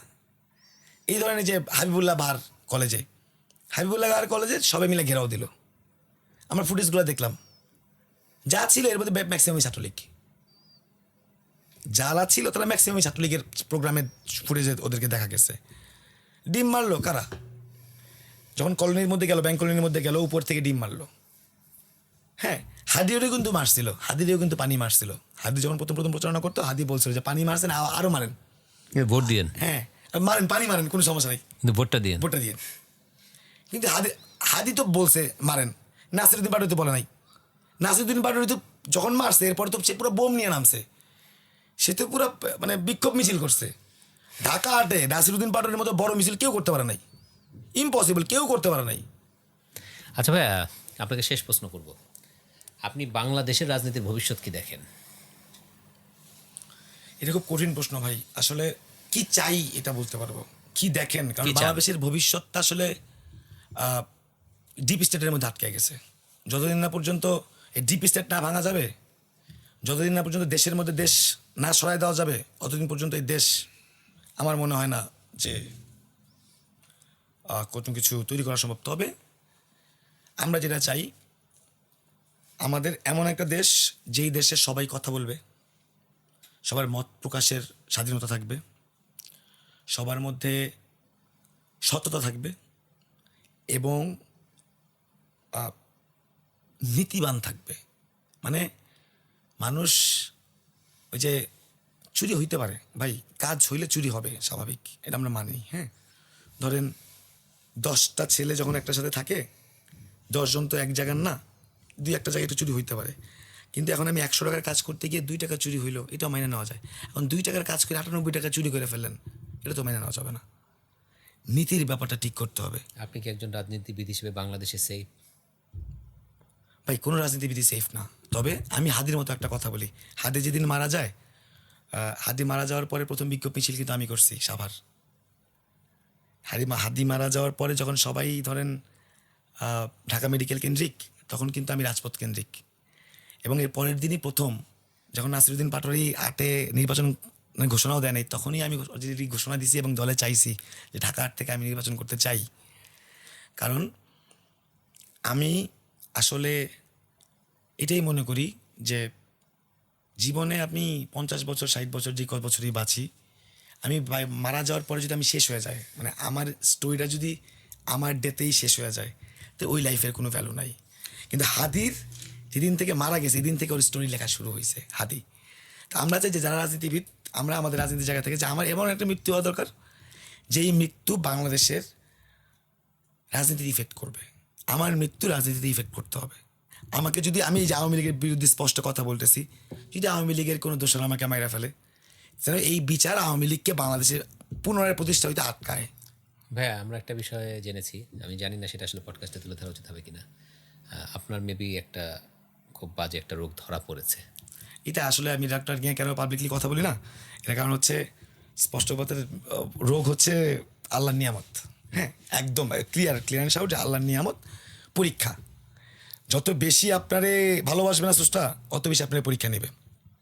আর এটা হইতে পারে যে আমি ভয় পাই কিনা, আমি আমার ট্র্যাক থেকে সরে আসি কিনা। আবার এমনও তো হইতে পারে ধরেন ওই যে আমি এইটার জন্য সরে আসলাম, বা আমি যাদের সাথে কমিটেড, আমি যাদের সাথে রাজনীতি করতেছি, বা যারা আমার সাথে ধরে রাজনীতি করছে, আমি আমার একটা ব্যক্তি স্বার্থ দেখলাম কিনা, যে আমি সুস্থ হইতে চেতেছি, আমি আমার চিকিৎসার জন্য আমি সরে গেলাম, বাকিদেরকে আটকে, মানে একটা না, ব্যাপারটা তা না। মানে আমি তো আমার দেশটাই তো ক্যান্সার হয়ে গেছে, আমাদের দেশটা পুরো দেশেরই। এখন একটা ব্যক্তি আশিকের কী চিকিৎসার দরকার বা কী রোগ হয়েছে এটা ইফেক্ট করতেছে না। ব্যাপার হচ্ছে সামগ্রিকভাবে ভালো থাকার জন্যে যদি আপনি ব্যক্তির স্বার্থটাকে ত্যাগ না করতে পারেন, তাহলে আপনি রাজনীতিবিদ না। আপনি ব্যক্তির স্বার্থ ত্যাগ করতে পারলে আপনি রাজনীতিবিদ। আপনি যখন আপনার নিজের স্বার্থটা থেকে বের হয়ে চিন্তা করতে পারবেন, তখনই আপনি রাজনীতিবিদ। নাইলে বাংলাদেশে আবার ফ্যাসিজম ফিরে আসবে, আবার এই গণ অভ্যুত্থান হইতে হবে, আবার রক্ত ঝরতে হবে। আর এখন বাংলাদেশের মানুষ অনেক তিক্ত, বিরক্ত। এই রক্ত আর কত দিবে ভাই? ভাই আপনার ব্যক্তিগত লাইফে আপনি তো ম্যারিড, হ্যাঁ, ভাবি আছেন আমাদের সাথে, এর জন্য আমরা থ্যাংক ইউ। আপনার কোনো বাচ্চা? হ্যাঁ, আমার দুটো মেয়ে আছে। তারা কোন ক্লাসে পড়ছে, বয়স কত? আমার বড় মেয়ে হচ্ছে আয়রা মুবাশিরা চৌধুরী, ও হচ্ছে ক্লাস 2-এ পড়ে, আলহামদুলিল্লাহ। আর ছোট মেয়ে হচ্ছে আদ্রিয়া মুনতাহা চৌধুরী, ওর বয়স হচ্ছে 2 বছর। এই তো ভাইয়া আমরা আসলেই খুব হ্যাপি এবং খুশি যে আপনার এত ব্যস্ততার মাঝে আপনি এসেছেন, আমাদের সময় দিয়েছেন, কথা বলে খুব ভালো লাগলো। তো আমরা চাই আপনি আরও শত বছর আমাদের সাথে থাকেন, আমাদেরকে এইভাবে করে অনুপ্রাণিত করেন, ইয়াং জেনারেশনকে অনুপ্রাণিত করেন, বাংলাদেশের রাজনীতিতে আপনি থাকেন, এবং একসময় অবশ্যই চাই যে বাংলাদেশের রাজনীতির সর্বোচ্চ পর্যায়ে আপনি যান। এবং আপনাকে অনেক ধন্যবাদ। ইনশাআল্লাহ, আপনাকে অনেক ধন্যবাদ। আপনাদের 100x গ্রোথ পডকাস্ট এই প্ল্যাটফর্মকে ধন্যবাদ। আসলে আমরা চাচ্ছি, এখানে আসার কারণ হচ্ছে যে আমরা স্পষ্ট করে কিছু কথা বলতে চাই, হাদির বিচার বাংলাদেশে আমরা করতে চাই, এবং ফ্যাসিজম বাংলাদেশে না ফিরে আসুক এই ব্যবস্থা আমরা করতে চাই। এটা করার জন্যে ধরেন যতটুকু করা দরকার আমাদের, মানে আমার নিজের, আর কেউ না থাকুক, আওয়ামী লীগের বিপক্ষে দাঁড়ানোর জন্য যদি কেউ না থাকে বাংলাদেশের, আমি আশিক একা দিয়ে দাঁড়াবো। সে যদি ফিরে আসে, আমি আশিক একা। ওই জায়গাটা, এই জিনিসটা আপনারা লাউড ক্লিয়ার রাখেন। এবং আপনাদের এই পডকাস্টকেও ধন্যবাদ। আমি আপনাদের প্রোগ্রামগুলো দেখছি যে বাংলাদেশের সঠিক প্রেক্ষাপটটা তুলে ধরার, সুস্থ রাজনীতির ফিরে আনার যে চেষ্টাটা করতেছেন, এটার জন্য আপনাদের কৃতজ্ঞতা। ভাইয়া আমাদের এখানে যারাই আসেন সবার কাছ থেকে আমরা 100x গ্রোথ পডকাস্টে তার কিছু ওপিনিয়ন নেই। তো আমাদের এখানে ওপিনিয়ন বুক আছে, আমরা চাচ্ছি আপনি এখানে কিছু লেখেন।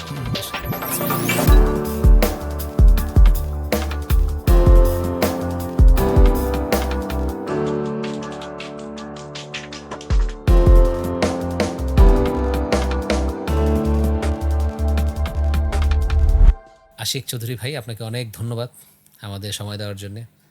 তো এরই সাথে ভাই আমরা শেষ করছি।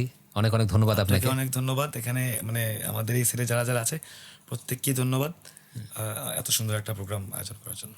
আর এরই সাথে আমরা আমাদের আজকের পডকাস্ট শেষ করছি। আমরা আসলে এখন পর্যন্ত আমাদের পডকাস্টে রাজনীতি নিয়ে ওরকম কোনো বিষয় হয়তো তুলে নিয়ে আসতে পারিনি, অনেক চেষ্টা করেছি। তো আমরা আসলে খুব হ্যাপি, সন্তুষ্ট যে আশিক চৌধুরী ভাই তার সত্য ব্যস্ততার মাঝে আমাদের সময় দিয়েছেন, যেখানে হয়তো আমরা 100x ইনফরমেশন পেয়েছি। আমরা চাইবো যে বাংলাদেশের সরকারি, বেসরকারি আরও অনেক রাজনীতিবিদদের আপনার সামনে তুলে ধরা, যাতে আমাদের যে মনের প্রশ্নগুলো আছে আপনাদের পক্ষ থেকে আমরা যেন তুলে ধরতে পারি। সবাই ভালো থাকবেন 100x পডকাস্টের সাথে। আসসালামু আলাইকুম। ফলো করুন আমাদের পেজ অথবা সাবস্ক্রাইব করুন আমাদের ইউটিউব চ্যানেল। আপনারা যারা 100x গ্রোথ পডকাস্টের ফ্লেভার ফিজিক্যালি পেতে চাচ্ছেন, তারা সংগ্রহ করতে পারেন আমাদের সিরামিক মগ, ফোর্ট পিন, পেন এবং 100x গ্রোথ পডকাস্টের ম্যাজিক্যাল মগ। আর এগুলো সংগ্রহ করার জন্য আপনারা আমাদের নিচের দেওয়া লিঙ্কে ক্লিক করুন। Thank you very much.